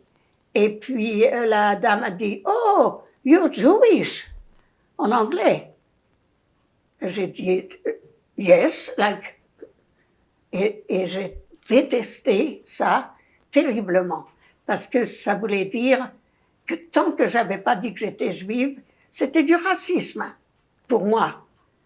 Alors, et puis en plus, ils ont pas aimé du tout que Milan soit venu d'Israël, parce qu'ils n'avaient pas le droit de venir d'Israël. Il fallait qu'ils restent dans la terre promise. Alors, ils étaient mal vus, les Israéliens. Et les Greenets, comme je vous dis, ils étaient pas... Je travaillais, je me rappelle, dans un bureau, une compagnie de fourrure que je connaissais bien et que mon dos était tourné de la porte. Et chaque fois que quelqu'un rentrait, il parlait à mon patron en yiddish et j'entendais toujours le mot « chiksé, chiksé ». Il croyait que j'étais pas juive. Parce que vous parlez le français? Oui. Parce que j'avais un accent français très prononcé, que j'ai encore un. Et est-ce que vous avez rencontré aussi de l'antisémitisme de la part des non-juifs? Bon, quand moi je suis venue en 56. Oui, ou après. En 56, c'était horrible. C'était marqué dans plein d'endroits, interdit aux juifs et aux chiens. En 56 encore? Oh, plein. Toutes les Laurentides étaient contre les juifs. C'était marqué carrément, il n'y avait rien. Et vous-même, est-ce que quelqu'un vous a insulté comme juive à Non, Montréal? mais j'avais un boyfriend qui était bien amouraché de moi et il avait dit une fois qu'il aimait pas les juifs. Et moi, je m'étais dit, eh ben, je vais jouer un tour. Et j'ai attendu qu'il m'ait demandé en mariage pour lui dire non parce que je suis juive. J'étais méchante. Pourquoi vous avez déménagé à Toronto de Montréal et quand? À cause du français. Parce que Milan ne parlait pas le français. Et en 79, la langue française avait été adoptée pour être plus. Milan, on avait à ce moment-là un petit magasin Côte-Saint-Luc. Milan ne parlait pas français. Il n'a jamais parlé les langues latines. Il avait un bloc. Il parlait le polonais, le russe, le hongrois, le tchèque, l'anglais, l'hébreu très bien, écrire et lire en hébreu. Il n'a jamais réussi le français et mes rêves étaient en français de toute manière, il ne comprenait rien. Et alors, vous avez déménagé. Quelle sorte de magasin est-ce que vous avez eu? On avait un genre de petite papeterie. Et après, quand on est venu à Toronto, on a acheté un autre magasin avec tellement de dettes pour ce magasin. On a fait des emprunts partout. On l'a gardé 10 ans. Et après, on l'a vendu bien, comme il faut. Et c'est tout. Mais là, on est beaucoup loin. Ben, c'est à peu près la fin. Moi, j'ai pas plus de questions. Est-ce que vous avez quelque chose que vous voulez ajouter? Non, mais je suis très contente d'être venue au Canada. J'ai une de mes amies, je sais pas si je vous l'ai dit quand vous êtes venue, en tout cas, je lui ai dit, elle est venue, elle m'a dit que elle a écrit dans WhatsApp pourquoi je suis venue, ça fait 50 ans, et je lui ai dit, mais tu pouvais partir, et tu es toujours revenue, et moi j'ai été, après je suis retournée en France seulement, la première fois, je suis retournée en France quand ma mère est décédée, malheureusement. Ça faisait 8 ans que j'avais pas été en France, on n'avait pas d'argent, on était vraiment pauvres. Milan étant chauffeur de taxi, chaque fois qu'on avait un peu d'argent, ça allait pour réparer la voiture. Quand on s'est mariés, j'ai poussé la voiture, d'ailleurs, elle était en panne le lendemain. On a eu notre voyage de noces à Niagara Falls. On a voyagé, on s'est arrêté à Toronto, chez ma cousine Annie et Tommy. Elle n'était pas mariée à ce moment-là. Non, oui, notre voyage de noces. Elle avait rencontré Tommy à mon mariage et une autre amie, Betty, a rencontré, vous savez, ce jeune homme avec qui m'avait fait visiter l'université. Alors mon amie Betty a rencontré Nick à la même table et se sont mariés aussi. Ça a fait 3 mariages comme ça. Et puis, donc ma mère, elle est venue à mon mariage et elle est venue après en 67 avec Isabelle pour un voyage. Mon beau-père est décédé en 66 et ensuite maman est venue en 70. C'était la dernière fois, elle est décédée en 73. Mais moi, j'étais jamais retournée. Alors, vous étiez heureuse ici au Canada? Ah oui, oui. Moi, j'ai eu beaucoup, surtout depuis que j'étais à Toronto. Okay. Ça a été comme un renouveau parce que il y avait la pression de Milan et sa famille. Moi, j'étais sans famille. Mais eux, ils en avaient tellement. Et puis, c'était les femmes de la famille qui étaient les chefs. Il fallait faire comme les... Et elles étaient toutes des Hongroises et Tchèques, d'une propreté incroyable. Leur tapis était en fini velours. Quand on mettait le pied, on voyait. J'aimais pas être chez elles. Chez moi, c'est en désordre. Bon, c'est moins en désordre qu'avec Milan, parce il était comme sa famille. Il voulait quand même que ce soit bien, mais ça a toujours été plus en désordre. Et puis, il y avait la pression de Irène, parce que c'était ma meilleure amie. On se parlait tous les jours. Ça faisait pression. Mes enfants n'aimaient pas. Alors, on avait ces 2 pressions du côté d'Irène et du côté de Charles. Et Irène était très, très amusante. Parce qu'elle est très intelligente. Elle a un PhD. Ah, vous l'avez rencontrée. C'est Irène qu'on a. Oui. Irene Sterrett. Mais elle ne vous a pas raconté ce que moi je vais vous dire. C'est important. Oui, elle est là. Elle est là. Alors, un jour, je vais chez elle. Elle n'avait pas du tout de sens pratique. Très intelligente, mais pas de bon sens. Alors, un jour, je vais chez elle. J'allais chez elle très souvent le soir après le travail. Et elle avait un air très triste. Je lui dis, mais qu'est-ce qui se passe? Elle me dit, regarde, je dois prendre ces pilules, les petites pilules. Mais elle dit, toutes les petites boules, elles courent partout sur la table. Elle avait ouvert les pilules. Il y avait tout ce qu'il y avait dans la pilule qui était sur la table, qui allait partout. Elle dit, comment je peux voir si c'est le bon dosage? Ben, je lui dis, tu dois l'avaler en entier. Elle avait ouvert. Alors, je lui dis, tu dois l'avaler. Mais non, c'est du plastique, c'est dur. J'ai dit, mais ça se dissout. Elle était très amusante. Un jour, elle n'était pas mariée encore. On était encore jeunes filles, toutes les 2. Et on devait aller le lendemain visiter ses parents qui avaient un cottage à la campagne pendant l'été. On travaillait au même endroit. Moi, je travaillais à la Banque canadienne nationale, Place d'Armes, et elle travaillait pour 1 an. Ses parents n'ont pas voulu qu'elle payait pour ses études. Elle a travaillé 1 an comme dans un bureau de comptable. Tous les jours, on se voyait, on mangeait à la cantine de la Banque canadienne.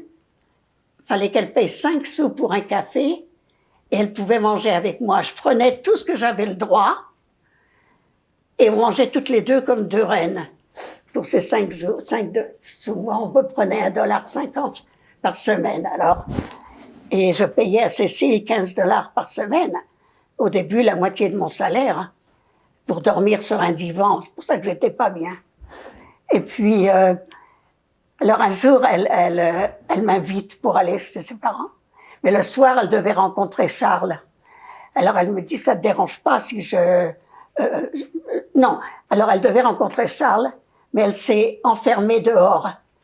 Elle a fermé sa porte à clé, elle n'avait pas les clés.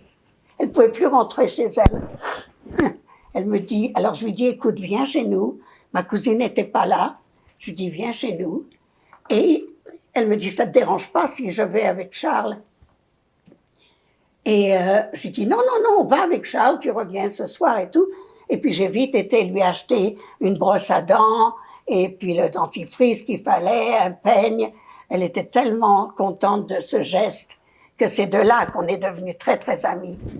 Mais c'était amusant parce que Charles, il lui avait fait un hickey, là. Et elle ne savait pas.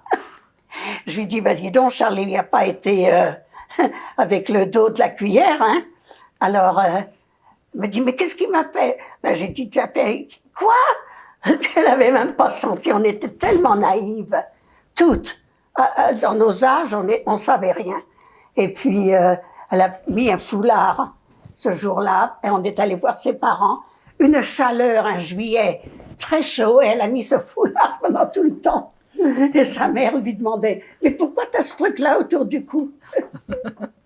Elle était très amusante, Irène. C'est moi qui lui ai tapé sa thèse de maîtrise et sa thèse de doctorat. Bon, ben, je crois qu'on a tout couvert. Ah oui. Merci beaucoup. Merci beaucoup. Oh, je sais, il est quand même 4 heures moins le quart. Merci beaucoup, Denis. C'était vraiment magnifique. Oui, je suis contente.